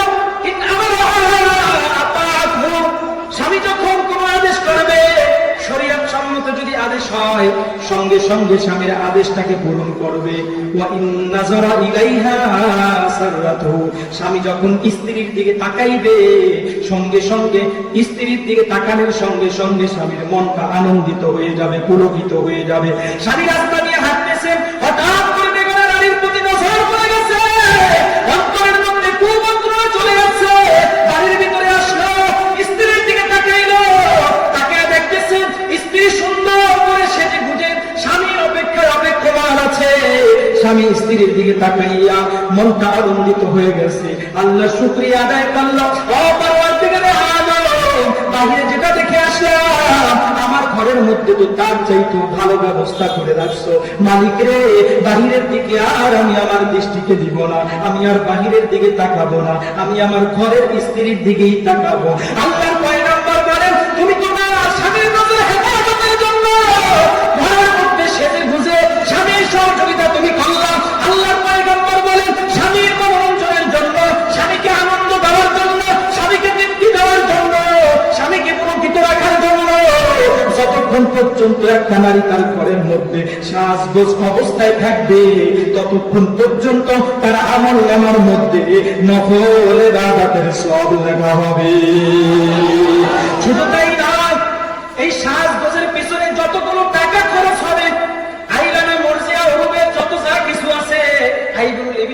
এগুলো কেনার পিছনে যতগুলো টাকা ব্যয় হবে, চাই স্বামী কিনুক অথবা স্ত্রী কিনুক, পয়গম্বর বলে কিতাবের মধ্যে লেখা হয় এই টাকাগুলো সদকা করলে যে পরিমাণ সওয়াব, সমপরিমাণ সওয়াব স্বামী স্ত্রীর আমলনামার মধ্যে আল্লাহ দেয়া দিবে। কিন্তু দুঃখ হলো আজকে আমার মা, আমার বোন, আমার কন্যারা তো আমাদের জন্য সাজে না। কথা ঠিক না বেঠি? আমাদের জন্য সাজে না, সাজে হলো পরপুরুষের জন্য।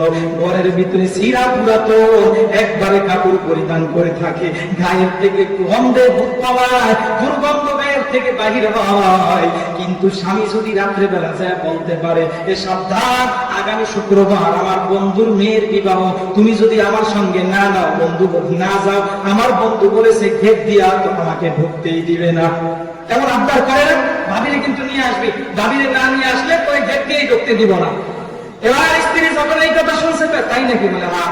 এবার শুক্রবার কয় তারিখ পরে, এবার ক্যালেন্ডারের ভিতরে ভালো করে টিক চিহ্ন দিয়ে দেয়, শুক্রবার সকাল সকাল উঠা নামাজ বাজার তো খবরই নাই, কোন করে ঠান্ডা পানি দিয়ে গোসল করে আলমিরার ভিতরে সুটকেসের ভিতরে দামি যত জর্জেটের পোশাক আছে, যত পাতলা পোশাক আছে, কোন মতে 3-4টা প্যাচ দিয়া বুক ফিট খালি কইরা বিবাহ খাওয়ার জন্য যায়। এমন জান্নাতি নারী আছে না নাই? এরা জান্নাতি, জোরে বলে এরা জান্নাতি। কিছুদিন আগেই তো বললাম, মনে হয় ঠিক না রে, আরে জান্নাতে তো যেতে পারবেই না, জান্নাতের সুখ রান্নারা পারে না। বাবা ঠিক না? জান্নাতের সুখ রান্নারা, এ সমস্ত নারীরাই তো এখন পড়ে গেছে। এজন্য সাহাবায়ে কেরাম বলে, ও পয়গম্বর, দিনদার স্ত্রীদের, দিনদার নারীদের আলাদা কয়টা? আল্লাহর পয়গম্বর বলে, এক নম্বর আলাদত হলো স্বামী যখন কোনো আদেশ করবে স্বামীর আদেশটা পূরণ করবে। 2 নম্বর আলামত হলো স্বামী যখন তার দিকে তাকাইবে স্বামীর মনটা আনন্দিত হয়ে যাবে, পুলকিত হয়ে যাবে। 3 নম্বর আলামত হলো ওয়াইন আকসামা আলাইহা, স্বামী স্ত্রী ঝগড়া করে কথা কাটাকাটি বসত, স্বামী যদি স্ত্রীর উপরে কোনো কসম করে ফেলে, তুমি এই কাজটা করতে পারবা না অথবা তুমি এই কাজটা করবা, দিনদার স্ত্রী যদি হয় স্বামীর কসম পূরণের জন্য সহযোগিতা করবে, স্বামী যেইভাবে দিক নির্দেশনা দিবে ওটা ফলো করে এই দিনদার স্ত্রী চলবে। 4 নম্বর আলামত হলো ওয়াইন ওয়াবা আলাইহা নাসিহাতু ফি মালিহি ওয়া নাফসিহা। 4 নম্বর আলামত, আল্লাহর পয়গম্বর বলে স্বামী যদি স্ত্রীকে রাইখা বিদেশের বাড়িতে থাকে অথবা ঢাকার শহরে থাকে, চট্টগ্রাম থাকে, যেখানেই থাকুক না কেন, স্বামীর ঘরের মধ্যে যে অর্থ সম্পদ গুলো আছে, মাল সামানা গুলো আছে, সন্তানাদি আছে, স্ত্রীর দায়িত্ব হলো, প্রত্যেকটা স্ত্রীর দায়িত্ব কর্তব্য হলো সন্তানাদি মাল সামানা গুলো পাহারা দিয়ে দিয়ে রাখা। 2 নম্বর দায়িত্ব হলো তার পা থেকে মাথা পর্যন্ত, এই যখন বিবাহের মজলিসের মধ্যে স্বামী তার নাম ধরে কবুল করেছে আর সেও যখন এই বিবাহে সমর্থন দিয়েছে, তখন সে স্বামীর জন্য রিজার্ভ হয়ে গেছে, এর পা থেকে মাথা পর্যন্ত আর কাউকে ব্যবহার করতে দিবে না, স্পর্শ করতে দিবে না। তার মানে নিজের লজ্জা স্থানকে হেফাজত করবে, নিজের সতীত্বকে হেফাজত করবে, নিজের 3.5 হাত বডিকে আর কোন পুরুষের কাছে সমর্পণ করবে না, একমাত্র স্বামীর জন্য রিজার্ভ করে রাখবে। দুঃখের বিষয় হলো আজকে আমার ভাই, আমার বন্ধু, আমার বাবা বিদেশের বাড়ির মধ্যে থাকে, আমার বোনের, আমার ভাবির অ্যাকাউন্টের মধ্যে লক্ষ লক্ষ টাকা পাঠায়, আর ওই লক্ষ লক্ষ টাকা অ্যাকাউন্ট থেকে উঠাইয়া 2-3টা সন্তান রাইখা পর পুরুষের সঙ্গে বহু নারী হিজরত করে চলে যায়। কথা ঠিক না রাখে? আছে না নাই? নাই মনে হয় নাই? বহু জায়গায় আছে। বিবাহ বিচ্ছেদ হয়ে যায়, ওই পরক্রিয়ার কারণে কি হয়ে যায়? বিবাহ বিচ্ছেদ হয়ে যায়। ও মুসলমান ইমানদার, এজন্য আমার পয়গম্বর বলে, আমার অন্তর যখন বিবাহ করার জন্য যাইবে, দিনদারি যদি তার মধ্যে থাকে, মেয়েটার মধ্যে যদি দিনদারি থাকে, আর কোনো কিছুর দরকার নাই। দিনদারির প্রতি লক্ষ্য রেখেই মেয়েটাকে বধূ হিসাবে যদি ঘরের মধ্যে আনা যায়, ওই ঘরটা জান্নাতের টুকরা বাগানে পরিণত হয়ে যাবে, আর কোনো গুণ লাগবে না। দিনদারির প্রতি ফলো করেই বিবাহ করে নিয়ে আসবা। কিন্তু বুড়াইটা, তুমি যেহেতু বিভিন্ন বাড়ির মধ্যে প্রস্তাব দিয়েছ, কেউ তোমার প্রস্তাব গ্রহণ করে না, যাও যাও, যে মেয়ের মধ্যে তুমি 4টা গুণ পাইবা, যতক্ষণ পর্যন্ত 4টা গুণ মেয়ের মধ্যে না পাইবা ওই মেয়েটাকে তুমি বিবাহ করবা না। মেয়ের মধ্যে যদি 4 গুণ থাকে মেয়েটাকে বিবাহ করবা, 4 গুণ না থাকলে মেয়েটাকে তুমি বিবাহ করবা না। উম্মত একটা গুণ পাইলেই হবে, জিন্দারি পাইলে আর বাকিগুলোর দরকার নাই। আর তুমি যেহেতু বিভিন্ন বাড়িতে প্রস্তাব দিয়ে প্রত্যাখ্যিত হয়েছো, তোমাকে সবাই এরকম ভাবে তাড়িয়ে দিছে, এই জন্য তোমার ইজ্জত রক্ষার জন্য তুমি যেহেতু আমার সাহাবী, এই 4টা গুণ যতক্ষণ পর্যন্ত না পাইবা ততক্ষণ পর্যন্ত তুমি বিবাহ।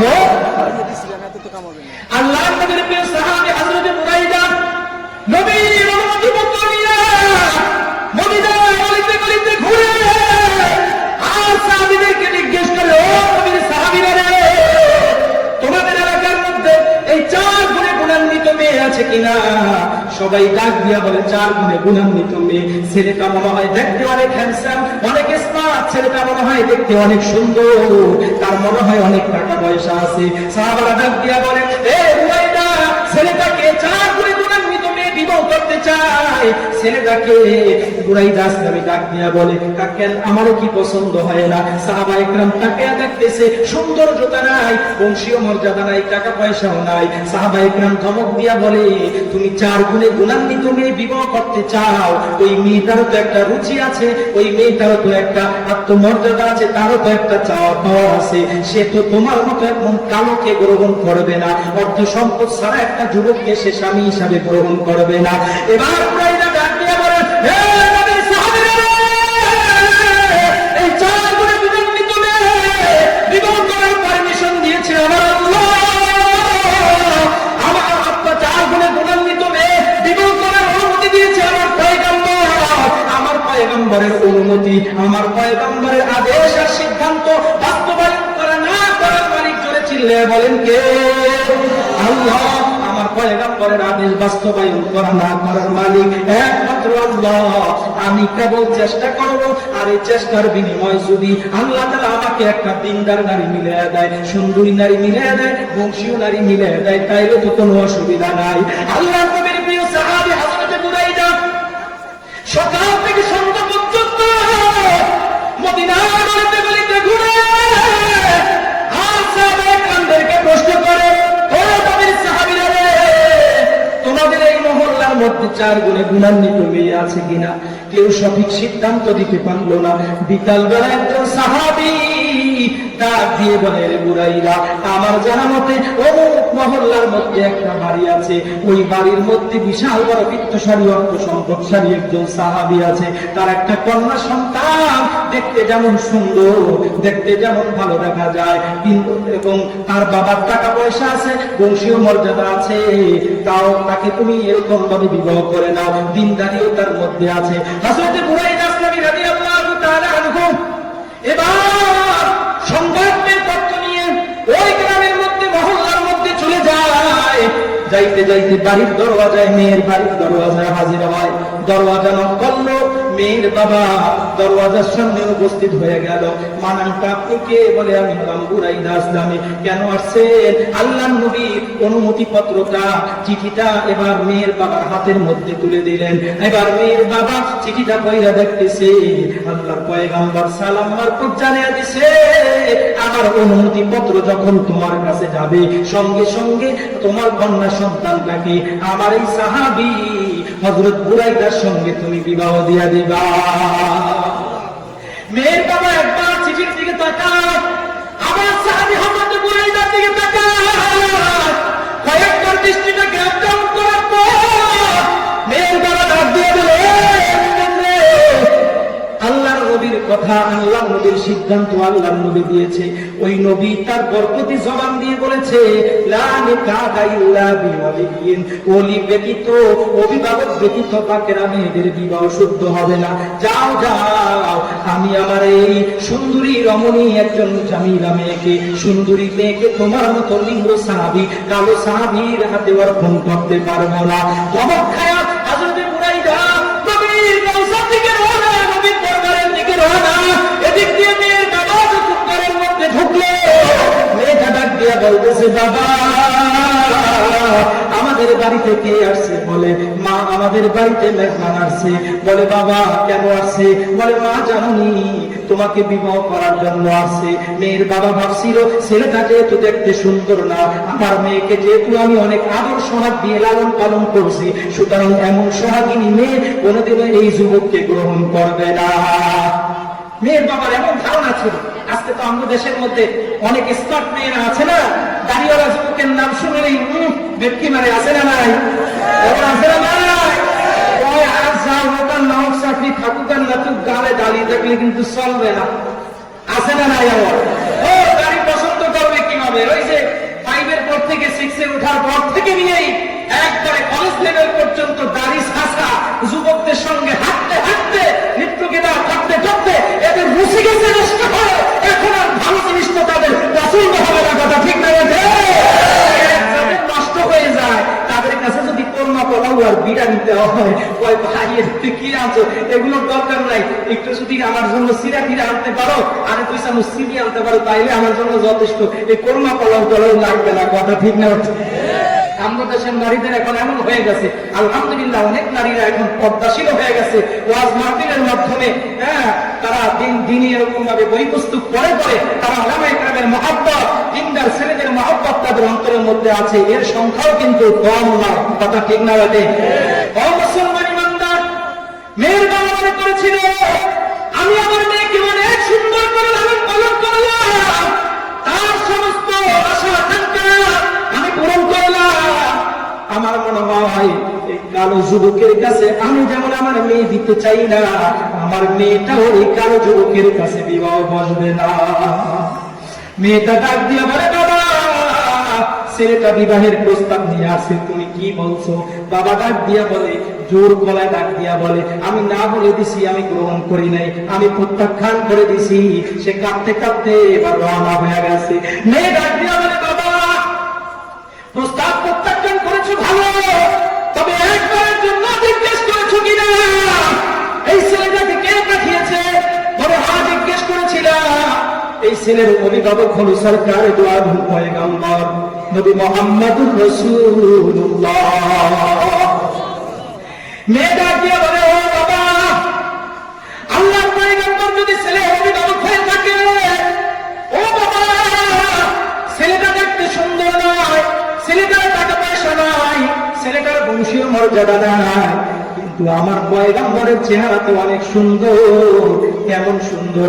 আল্লাহ তাআলা দুনিয়ার জমিনের মধ্যে যত মাখলুকাত সৃষ্টি করেছে, সব মাখলুকাতের মধ্যে যত সৌন্দর্যতা দান করেছে, আমার পয়গম্বরের মধ্যে আল্লাহ তাআলা সমপরিমাণ সৌন্দর্যতা দান করে দিয়েছে।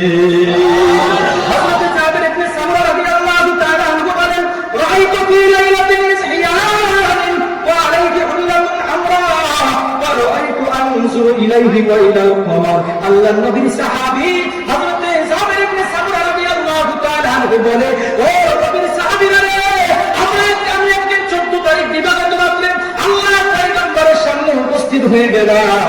নবী আমার লাল গোড়া বর্ণের চাদর পরিহিত অবস্থায় ছিল, নবীর চেহারা থেকে আলোর ফোয়ারা বাইর হইতেছে। 14 তারিখ দিবাগত রাতে আকাশের চাঁদ থেকে আলোর ফোয়ারা বাইর হইতেছে। আমার মনের মধ্যে কৌতূহল সৃষ্টি হলো, আকাশের চাঁদ সুন্দর নাকি আমার পয়গম্বরের চেহারা সুন্দর? আমার কৌতূহল বশত আমি একবার আকাশের চাঁদের দিকে তাকাই, আবার পয়গম্বরের চেহারার দিকে তাকাই, একবার আকাশের চাঁদের দিকে তাকাই, আবার পয়গম্বরের চেহারার দিকে তাকাই। কয়েকবার যখন আমার দৃষ্টিটাকে আমি আপ ডাউন করলাম, আমার মনটা সাক্ষী দিয়ে দিল ওই আকাশের চাঁদের চাইতে আমার পয়গম্বরের চেহারা আরো কোটি কোটি গুণে বেশি সুন্দর। सारे से बढ़ता कजारा पर्दा उठा दो, लिल्लाह के मुझे हुस्ने खुदा दाद दिखा दो, बाहर करो सदका हुसैन इब्ने अली का, पियासा हो मुझे शरबत दीदार पिला दो, मैं दूर हो मजबूर हो सैयद आलम, दीदार दिखाते रही आवाज सुना दो। নবীর চেহারা কত সুন্দর! আম্মা আয়েশা রাদিয়াল্লাহু তাআলা আনহার কাছে মদিনার মহিলারা উপস্থিত হয়ে গেছে। ও আয়েশা, ইউসুফ নবী কি এত সুন্দর ছিল? যার চেহারা দেখা আমাদের পয়গম্বর কেমন সুন্দর। আম্মা জান আয়েশা রাদিয়াল্লাহু তাআলা আনহা এক কথায় জবাব দিয়ে দিলেন, ও মদিনার মহিলারা রে, ওই জায়গায় ইউসুফ নবী না হইয়া যদি আমাদের পয়গম্বর হইতো, মিশরের মহিলারা তাদের হাতের পরিবর্তে তাদের কলিজা কেটে দিত, তারপরেও তারা ব্যথা অনুভব করত না। दिया ना ऊपर वाना को चलवा गम हमको दिया सबसे जो मुश्किल नजर आया। নবীর চেহারা কেমন সুন্দর। আল্লাহর পয়গম্বরের যখন দুনিয়া জমিনের মধ্যে ভূমিষ্ঠের সময় হয়, আশেপাশে একজন ধাত্রী মহিলা সাইয়েদা আমেনার পাশে বসা ছিল। আশেপাশে ডাক দিয়ে বলে, ও বিশ্ব জগতের মানুষের, আমার এই হাতের মাধ্যমে দুনিয়া জমিনের মধ্যে অনেক সন্তান ভাই দুনিয়ার মুখ দেখেছে, কিন্তু পয়গম্বরে যখন দুনিয়ার জমিনের মধ্যে আসছে, এমন কিছু অলৌকিক দৃষ্টি, এমন কিছু অলৌকিক ঘটনা আমি আমার দৃষ্টিতে দেখলাম, নজরে দেখলাম, যেই ঘটনাগুলো আমি আর ইতিপূর্বে কখনো দেখি না। আর সেটা আমার ছাত্রী মহিলা বলে, আমি সাইয়েদা আমেনার পাশে ছিলাম, এমন মুহূর্তে রাহমাতুল লিল আলামিন যখন দুনিয়ার জমিনের মধ্যে আসবে, দুনিয়ায় আসার পর আমি তাকে দেখলাম, চাঁদের একটা টুকরা যদি একটা রুমের ভিতরে আটকায় রাখা হয়, যেমন একটা রুম আলো উজ্জ্বল হয়ে যাবে। আর সেখানে আমার ধাত্রী মহিলা বলে, আমি তাকে দেখলাম, নবীর আগমনের সঙ্গে সঙ্গে, জন্মের সঙ্গে সঙ্গে আমেনার ঘুমটা ঘরটাও তেমন আলো উজ্জ্বল হয়ে গেছে। আর সেটা বলে, শুধু তাই না, দুনিয়ার সমস্ত বাচ্চাগুলো দুনিয়ার জমিনের মধ্যে যখন ভূমিষ্ঠ হয়, তখন তাদের মাথাগুলো আগে বাহির হয়, তাদের মাথাগুলো উপরের দিকে থাকে, কিন্তু রহমাতুল লিল আলামিন যখন দুনিয়ার জমিনের মধ্যে আসবে, তার মাথাটা নিচের দিকে ছিল। মানুষ যেন সেজদা দেয়, নবী আমার নারীকাটা অবস্থায়, পূত পবিত্র অবস্থায়, কম্পিলিত অবস্থায় দুনিয়ার জমিনের মধ্যে আসার পর মানুষ যেমন সেজদা দেয়, সেজদার মধ্যে আমার পয়গম্বর লুটিয়ে পড়ে। মুহাদ্দিসগণ বলেন, এই সেজদার মধ্যে পড়ে সর্বপ্রথম আমার পয়গম্বর উম্মতের মাগফিরাতের জন্য দোয়া করেছে, উম্মতের শাফাআত করেছে, উম্মতের জন্য সুপারিশ করেছে। শুধু দুনিয়াতেই পয়গম্বর উম্মতের জন্য সুপারিশ করেছেন এমনটা নয়, হাশরের কঠিন মুসিবতেও আমার পয়গম্বর উম্মতদেরকে ভুলবেন না। আল্লাহর পয়গম্বর বলেন, আমার যে উম্মত মাত্র 6টা আমল করবে, শুরুতে যে 6টা বলেছিলাম সেই 6টা নয়, আমার যে উম্মত মাত্র 6টা আমল করবে, আমি নবীর জন্য ওয়াজিব হয়ে যাবে তারা হাত ধরে তার জন্য সুপারিশ করে তাকে জান্নাতের ভিতরে ঢুকিয়ে দেওয়া। কয়টা আমল? ঘুমিয়ে গেছেন মনে আপনারা? সাইরা দিব না আমলগুলো বলবো।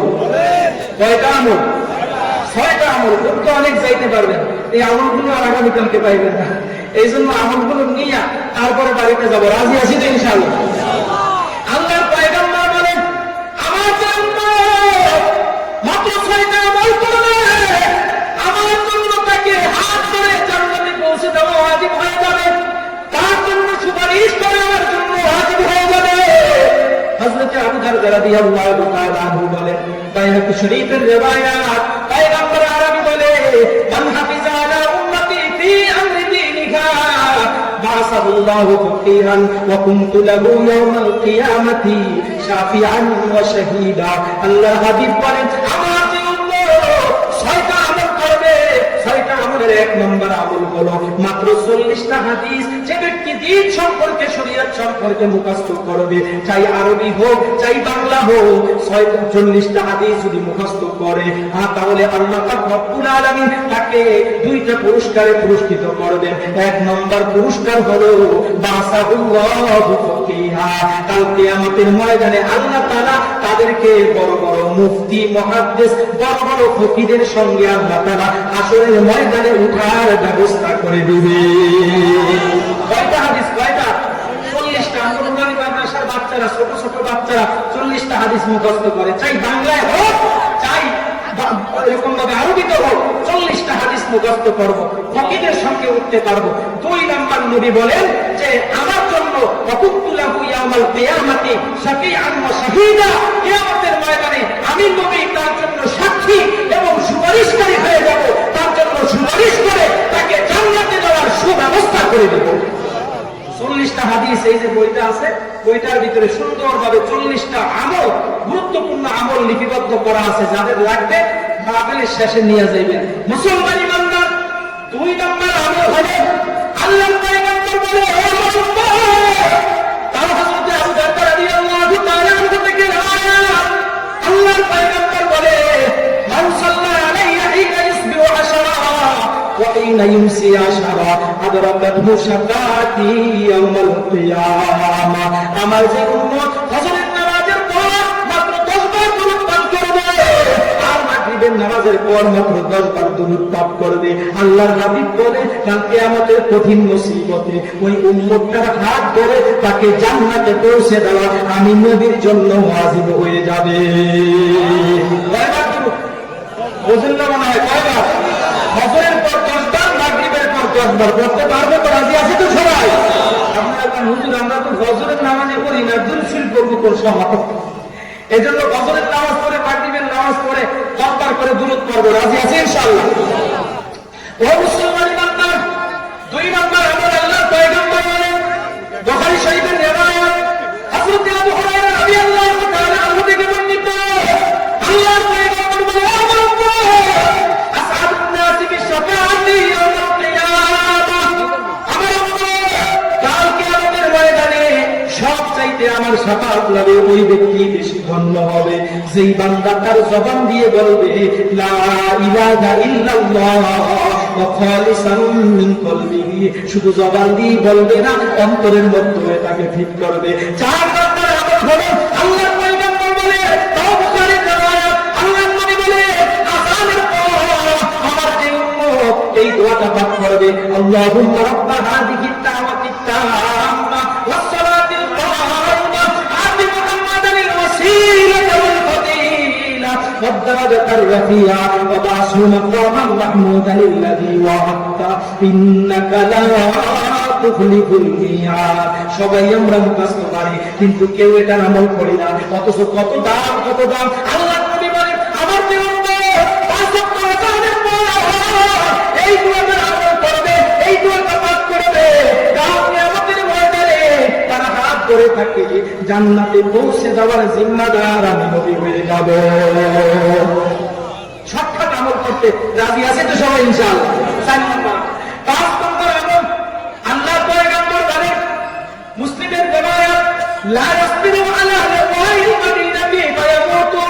আল্লাহর নবী বলে যারা মদিনা শরীফের মধ্যে বসবাস করতেছে এমন তো অবস্থায় যদি মদিনার মধ্যে কোনো দুর্ভিক্ষ চলে আসে, কোনো মহামারী চলে আসে, আর ওই মহামারীর মধ্যে ভয় না পেয়ে নবীর মহব্বতে, নবীর দেশের মহব্বতে যদি ওই মদিনার মধ্যে তারা বসবাস করে, যেমন কিছুদিন আগে করোনা আসছিল, এই করোনার মধ্যে যারা মদিনার মধ্যে নবীর মহব্বতে, নবীর দেশের মহব্বতেই যারা মদিনার মধ্যে ছিল, ফায়ামুতু, এমন অবস্থায় যদি তাদের মৃত্যু হয়ে যায়, আল্লাহর পয়গম্বর বলে কুনতু লাহু ইয়াউমাল কিয়ামাতি শাফিআন ওয়া শাহীদা, আমি নবী তার জন্য কিয়ামতের ময়দানে সুপারিশকারী হয়ে যাব। 6 নম্বর আল্লাহর পয়গম্বর সাহাবায়ে কেরামদেরকে নিয়ে বয়ান করতেছে, ও আমার সাহাবীরা, নবী এরকম ভাবে দুনিয়ার বাদশাদের সামনে তাদের প্রজা যারা থাকবে, তাদের অনুসারী যারা থাকবে, মুরিদ যারা থাকবে, এরা তো অনেক কিছু চায়, আমার কাছে তো তোমরা কিছুই চাও না, আমার কাছেও তোমরা কিছু চাও। একজন সাহাবী ডাক দিয়ে বলে, ও পয়গম্বর আপনার কাছে চাইলে আপনি দিবেন নাকি? বলে হ্যাঁ, যদি আমার সাধ্যের মধ্যে থাকে তাহলে দিব।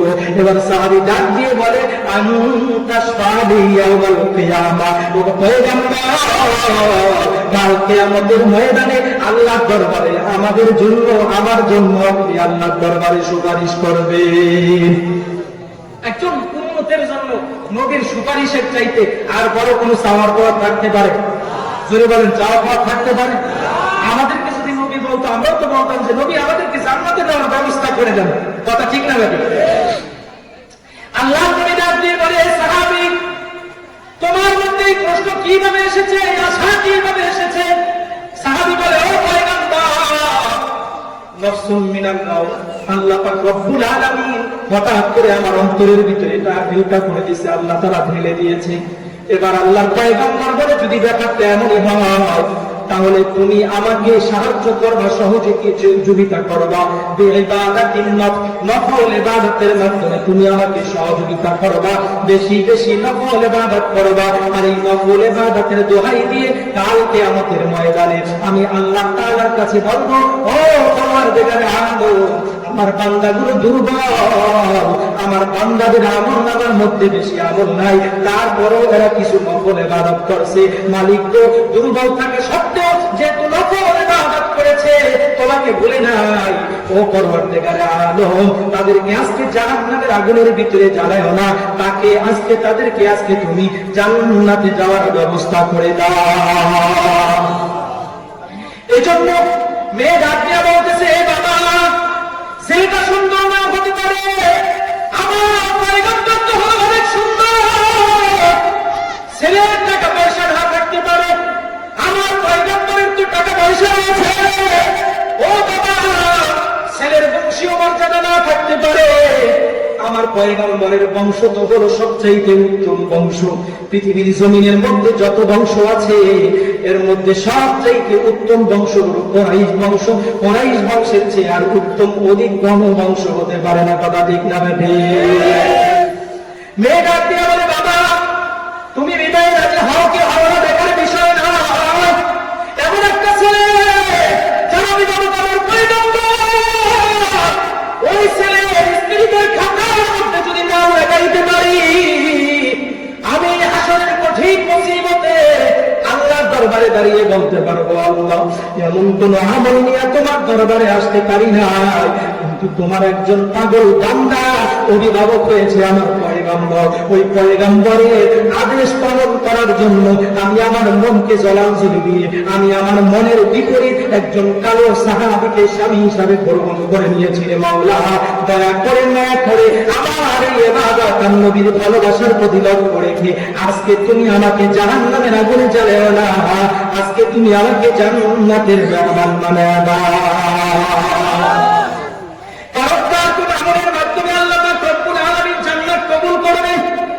এটা আপনিও জানেন না, আমিও জানি না।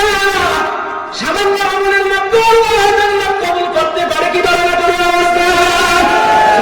সামান্য আমলের মাধ্যমে আল্লাহ তাআলা আমাদের জন্য জান্নাত ওয়াজিব করে দিতে পারে, জান্নাত অবধারিত করে দিতে পারে। ও মুসলমান ইমানদার, বাদশা হারুনুর রশিদ রাহমাতুল্লাহি আলাইহি, যার নাম হারুনুর রশিদ রাহমাতুল্লাহি আলাইহির দরবারে একজন পাগল বাদশা ছিল। পাগল পাগলা, আল্লাহওয়ালা পাগলা, দিনদার পাগলা, নামাজি পাগলা।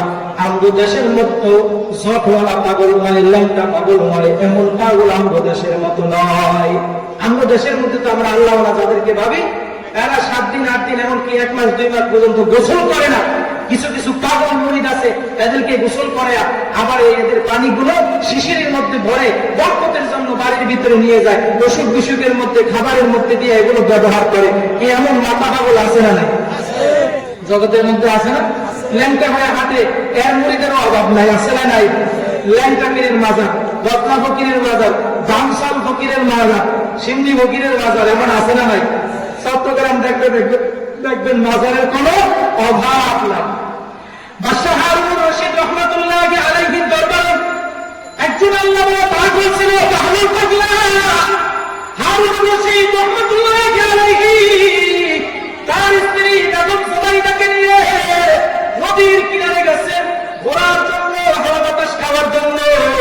নদীর কিনারে যায় দেখতেছে পাগল পাগলা নদীর কিনারে বসে বসে হাতের আঙ্গুলের মাধ্যমে নদীর কিনারে বসে বসে ঘর বানাইতেছে, বালুর মধ্যে ঘর আঁকতেছে। বাদশা ডাক দিয়া বলতেছে, এ পাগলা রে, কি ব্যাপার, ঘর বানাইতেছো, বালুর মধ্যে আঁকতেছো, কারণ কি? পাগল ডাক দিয়া বলে, ঘর বানাইতেছি। তাই তুমি এই ঘর দিয়া কি করবা? তাই বাদশা, কি করবো দেখেন, এটা আমার সামনের বারান্দা, এটা ডাইনিং রুম, এটা ড্রয়িং রুম, এটা থাকা যায় না, এটা ঘরের ব্যালকনি, এটা বাথরুম, এটা কিচেন, এই সব কিছু দেখেন আমার এই ঘরের মধ্যে আছে। বাদশা বলে, এই ঘরটা কেন বানাইছো?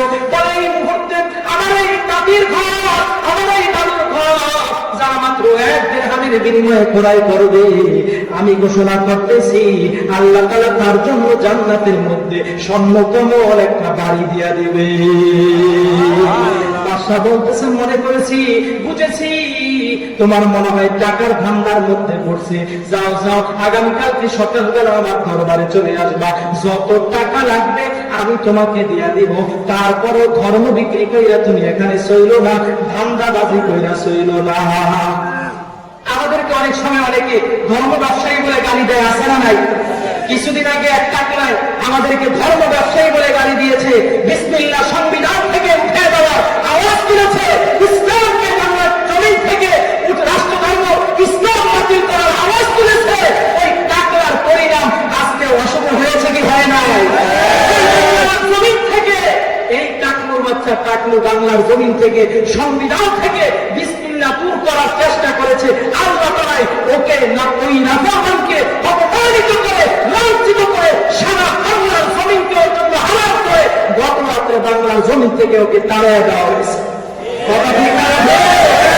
ইসলামের সঙ্গে যারা বেয়াদবি করবে, ইসলামের সঙ্গে যারা ইসলাম নিয়ে যারা টানাটানি করবে, ছিনিমিনি খাবে, আল্লাহ তাদেরকে সায়েস্তা করবেনই করবেন। কথা ঠিক না?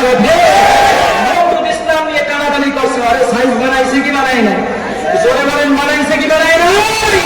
নমরুদ ঘোষণা করে দিছে, এই ইব্রাহিম, যদি আমার সঙ্গে তোমার রব যুদ্ধ করতে পারে আর যুদ্ধ করে বিজয় হয়, তাহলে আমি কালেমা পড়ে মুসলমান হয়ে যাব।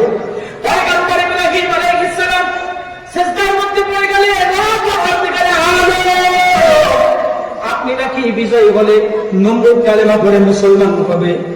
নমরুদ আপনার সঙ্গে যুদ্ধ করতে চায়, আপনার সঙ্গে যুদ্ধ করতে চায়, তাই নাকি? বলে হ্যাঁ, তাহলে ঠিক আছে, ওর সঙ্গে যুদ্ধ করার জন্য তো আমি প্রস্তুত আছি। ঠিক আছে, দিন তারিখ ঠিক করে দে। মুহররম মাসের 10 তারিখে তারিখ ঠিক করা হলো, ময়দান ঠিক করা হলো, অমুক ময়দানের ভিতরে যুদ্ধ হবে। কার সঙ্গে? নমরুদের সঙ্গে। আর কার সঙ্গে? স্বয়ং আল্লাহর সঙ্গে।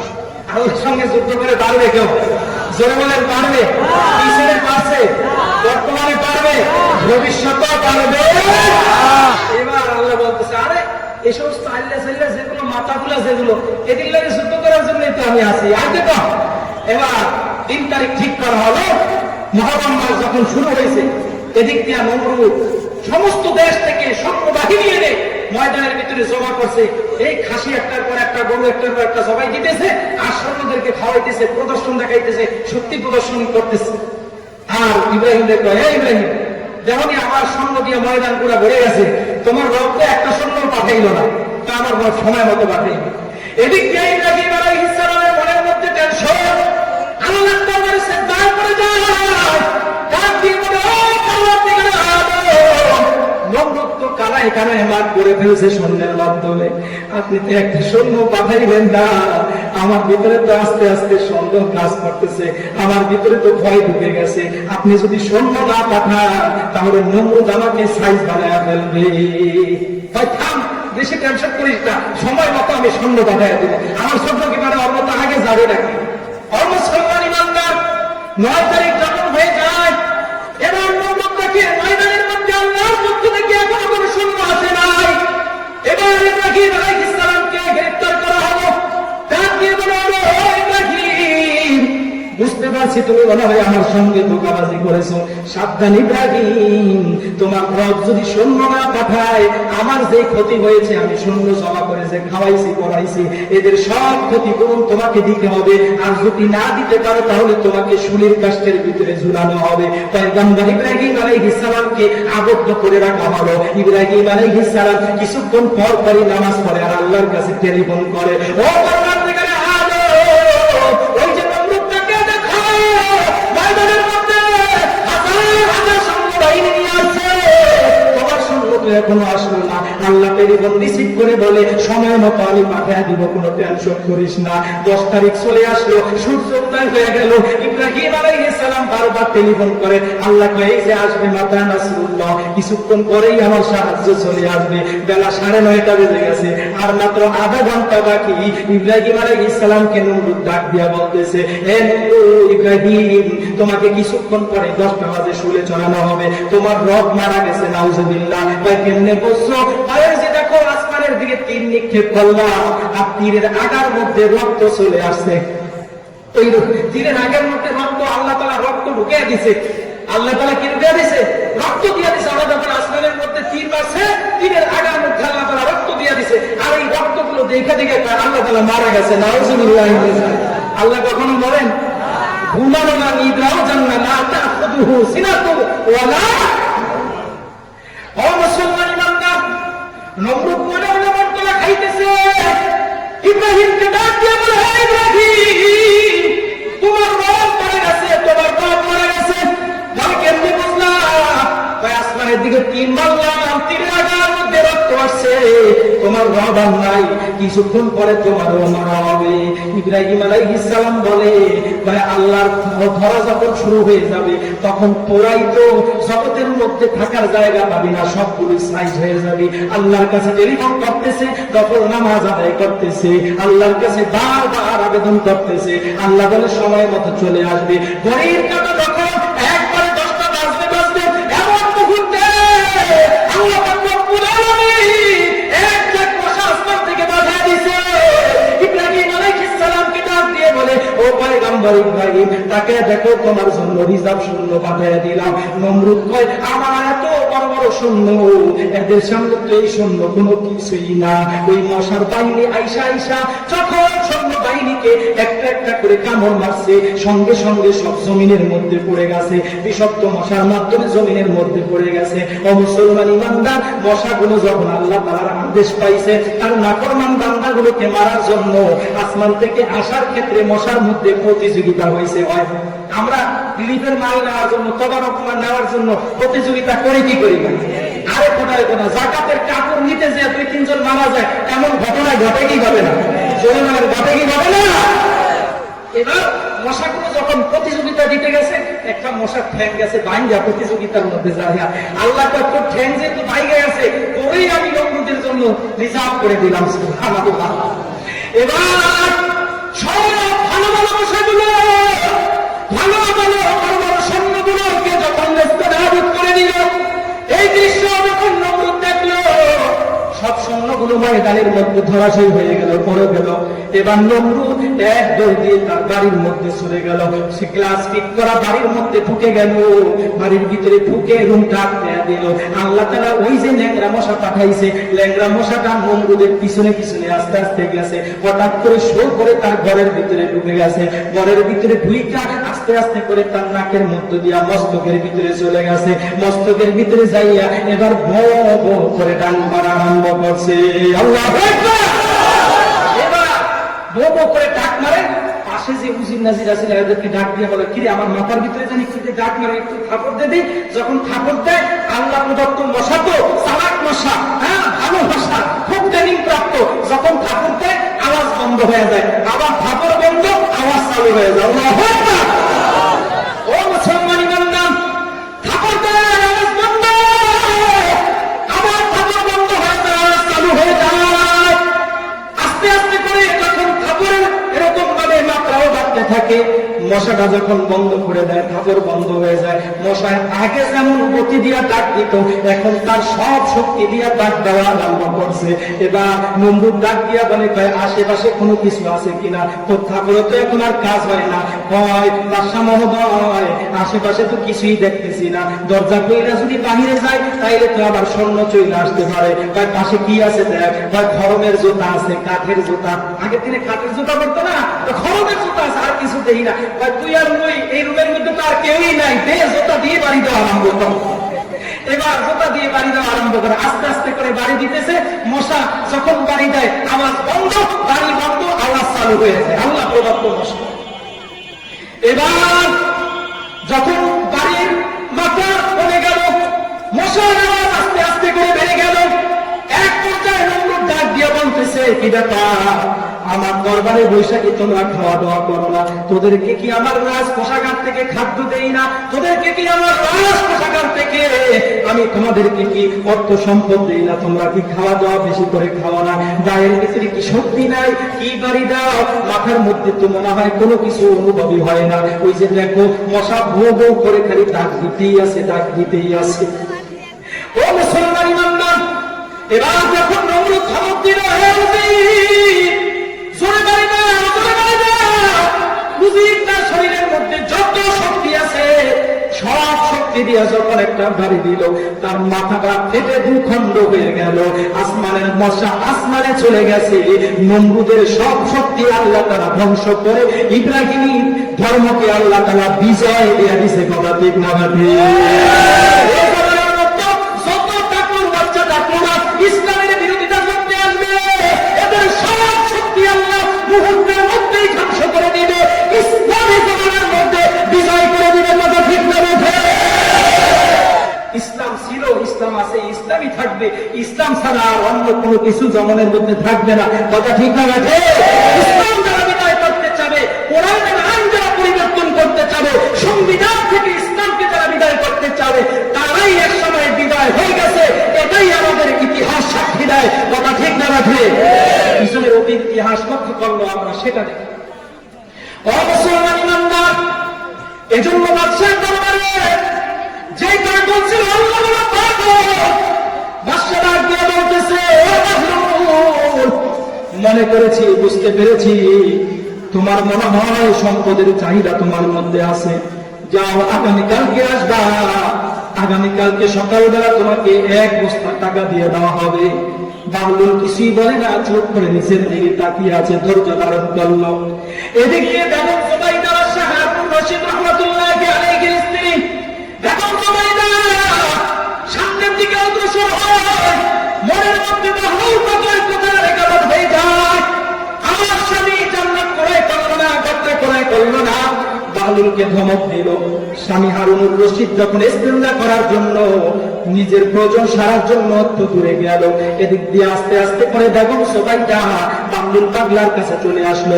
বাহলুলকে ডাক দিয়া বলে, ও পাগলা রে, এই মুহূর্তে 1 টাকার বিনিময়ে যদি তোর ঘর ক্রয় করি, আল্লাহ তাআলা আমাকে জান্নাত দিবে কিনা? বলে, হ্যাঁ অবশ্যই তোমাকে জান্নাত দিবে। এবার বিনিতি ব্যাগের থেকে একটা টাকা বাহির করে বাহলুলের হাতের ভিতরে তুলে দেয়, আর বাহলুলকে বলে, ও বাহলুল রে, আল্লাহর দরবারে দোয়া কর, আল্লাহ যেন আমার জন্য জান্নাত বরাদ্দ করে দেয়। বাহলুল আল্লাহর দরবারে দোয়া করতেছে, ও পরবর্তীকালে আল্লাহ আমার জবান দিয়ে বাহির হয়ে গেছে, এই ঘর যে ব্যক্তি 1 টাকার বিনিময়ে ক্রয় করবে, তুমি নাকি তুমি জান্নাতের মধ্যে তাকে একটা ঘর দিয়া দিবা।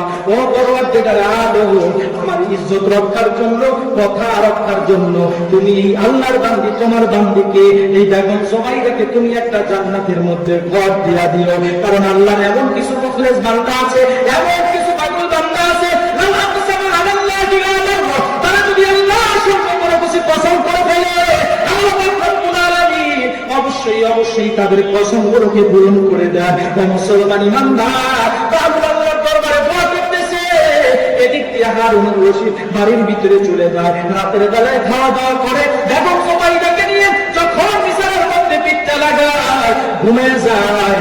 রাতের বেলা যখন গভীর ঘুমের মধ্যে লিপ্ত হয়ে গেছে, হঠাৎ করে স্বপ্নের মধ্যে দেখতেছে কিয়ামত কায়েম হয়ে গেছে। সব মানুষগুলো দৌড়াদৌড়ি করতেছে, কেউ ঘামের মধ্যে সাঁতার কাটতেছে, কারো হাঁটু পর্যন্ত, কারো কোমর পর্যন্ত, কারো এরকম ভাবে ঘাড় পর্যন্ত, এরকম ভাবে ঘাম চলে আসছে। এই ঘামের মধ্যে তারা সাঁতার কাটতেছে, আর এদিক সেদিক দৌড়াদৌড়ি করতেছে। বাদশাহ হারুনুর রশিদ আশ্রয় নেওয়ার জন্য সামনের দিকে দৌড়াইতেছে। কিছু দূর যাওয়ার পর তাকে দেখলো সুন্দর একটা বাগান দেখা যায়। আশ্রয় নেওয়ার জন্য এই বাগানের মধ্যে ঢুকে বলল। বাগানের ভিতরে ঢোকার পর তাকে দেখতেছি সামনে একটা সুন্দর বাড়ি দেখা যায়। ওই বাড়ির মধ্য থেকে চমৎকার সুন্দর সুঘ্রাণ চতুর্দিকে ছড়িয়ে যায়। চতুর্দিকে যখন ঘ্রাণ ছড়াইতেছে, হারুনুর রশিদ ওই ঘ্রাণটার ভিতরে পাগল হইয়া ঘরের দিকে রওনা হয়ে গেছে। ঘরের দিকে যাওয়ার পর তাকে দেখতেছে ওই গ্রামটা ঘর থেকে আসতেছে আল্লাহু আকবার। ওখানে জিকির করি লা ইলাহা ইল্লাল্লাহ, লা ইলাহা ইল্লাল্লাহ, লা ইলাহা ইল্লাল্লাহ, লা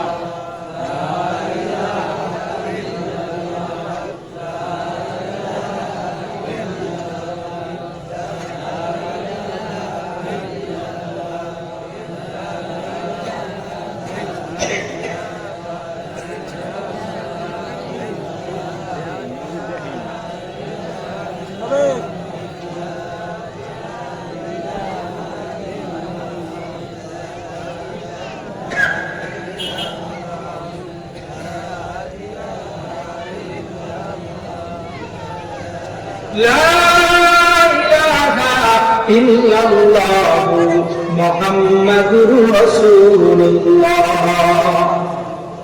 হারুন রশিদ রাহমাতুল্লাহি আলাইহি স্বপ্নের মধ্যে যখন দেখলেন ওই ঘরের থেকে সুন্দর সুগন্ধ আসতেছে, এবার ঘরের সামনে চলে গেল। ঘরটার মধ্যে ঢোকার আশা আকাঙ্ক্ষা অন্তরের মধ্যে চলে আসছে। ঘরের দরওয়াজা নক করলো, ভিতর থেকে একজন খেদম্যান চলে আসলো, দারোয়ান চলে আসলো। দারোয়ান ডাক দিয়ে বলে, মারানটা আপনি কে? বলে, আমি হলাম জমানার বড় বাদশাহ হারুনুর রশিদ। বলে, কেন আসছেন? বলে, এই ঘরের মধ্যে আমি একটু আশ্রয় নেওয়ার জন্য, ঘরের মধ্যে একটু ঢোকার জন্য আমি আসছি। এবার খেদম্যান ডাক দিয়ে বলতেছেন, ও বাদশাহ, এই ঘরের মধ্যে আল্লাহ তাআলা এই ঘরকে যার জন্য রিজার্ভ করে রেখেছে, যার জন্য এই ঘরটাকে আল্লাহ তাআলা বাজেট করেছে, সে ব্যতীত সে যতক্ষণ পর্যন্ত এই ঘরের মধ্যে না ঢুকবে ততক্ষণ পর্যন্ত আর কাউকে আল্লাহ তাআলা এই ঘরের মধ্যে ঢুকতে দিবে না। বলে, আল্লাহ তাআলা এই ঘরটাকে কার জন্য রিজার্ভ করে রেখেছে? বলে, উপর দিকে তাকিয়ে দেখেন। এবার বাদশাহ হারুন রশিদ উপরের দিকে তাকিয়ে দেখতেছে, এটা হলো হারুন আলাইহিস হারুন। এরকম ভাবে বাদশাহ হারুনুর রশিদের স্ত্রী আল্লাহ তাআলার ফজল করলে, আল্লাহ তাআলার অনুগ্রহে হারুনুর রশিদের স্ত্রী বেগম সুবাইদার জন্য আল্লাহ তাআলা এই জান্নাতের বাগানটাকে আল্লাহ তাআলা বরাদ্দ করে দিয়েছে। হারুনুর রশিদের ঘুমটা ভেঙে যায়, স্ত্রীকে জড়ায় ধরে, কিরে কি আমল এমন করছো যে আমলের বদৌলতে আল্লাহ তাআলা স্বপ্নের মধ্যে তোমার যে বালাখানা, স্বপ্নের মধ্যে তোমার জন্য যে জান্নাত, এই জান্নাত আমাকে দেখাইছে, এমন কি আমল তুমি করছো? এবার যখন সবাই ডাক দিয়ে বলে, আপনাদের সামনে এমন আমল আমার নাই যে আমলের বদৌলতে আল্লাহ আমাকে জান্নাত দিয়ে দিবে। তবে গতকালকে যখন নদীর কিনারের মধ্যে গেছে, নদীর কিনারে যাওয়ার পর দামুন পাগলা ভালোর ভিতরে ঘর বানাই না ঘর বিক্রি করেছে। 1 টাকার বিনিময়ে ঘর ক্রয় করতে পারলেই আমি জান্নাত। তুমি ক্রয় করো না, আমি সেটা ক্রয় করেছি 1 টাকা দিয়া। ওই ঘরটা ক্রয় করার বিনিময় মনে হয় আমার আল্লাহ আমার জন্য এই জান্নাতের ব্যবস্থা করে দিয়েছে। হারুন রশিদ ডাক দিয়া বলতেছে, আপনার স্ত্রী রে, তোমার জন্য তো জান্নাত হয়ে গেল। আগামীকালকে সকালবেলা আবার যখন বিকাল হবে, 1 বস্তা টাকা নিয়ে আবার ওই নদীর কিনারে চলে যাব। আবার যদি দেখে বালুর পাগলায় সেখানে নদীর কিনারে বালুর মধ্যে ঘর বানায়, যত টাকা লাগুক টাকার বিনিময় আমি সেই ঘরটা আগামীকাল কিনবো, ঘরটা কিনে ফেলবো। এবার পরের দিন 1 বস্তা টাকা নিয়ে আবার চলে যায় নদীর কিনারে, দেখতেছে বালুর পাগলা আজকেও সেই ঘর নির্মাণ করতেছে। কি করো? বলে, ঘর বানাইতেছি, এটা আমার ডাইনিং রুম, এটা আমার ড্রয়িং রুম, এটা কিচেন, এটা রান্নাঘর, এটা আমার থাকার জায়গা। বলে, ঘর কি করবা? ঘর বিক্রি করবো। এবার বাদশা বলে, ও বাবুন রে, আজকে তো তোমার ঘরের পেটা হলাম আমি তোমার ঘর ক্রয় করার জন্য আসছি। বাবুন ডাক দিয়া বলে, টাকা আসছো কিনা? বলে, 1 বস্তা টাকা নিয়ে আসছি। বাবুন ডাক দিয়া বলে, বাচ্চা নামটা 1 বস্তা টাকায় তো আজকে ঘর ক্রয় করতে পারবে না। বলে, তোমার ঘরের দাম কত?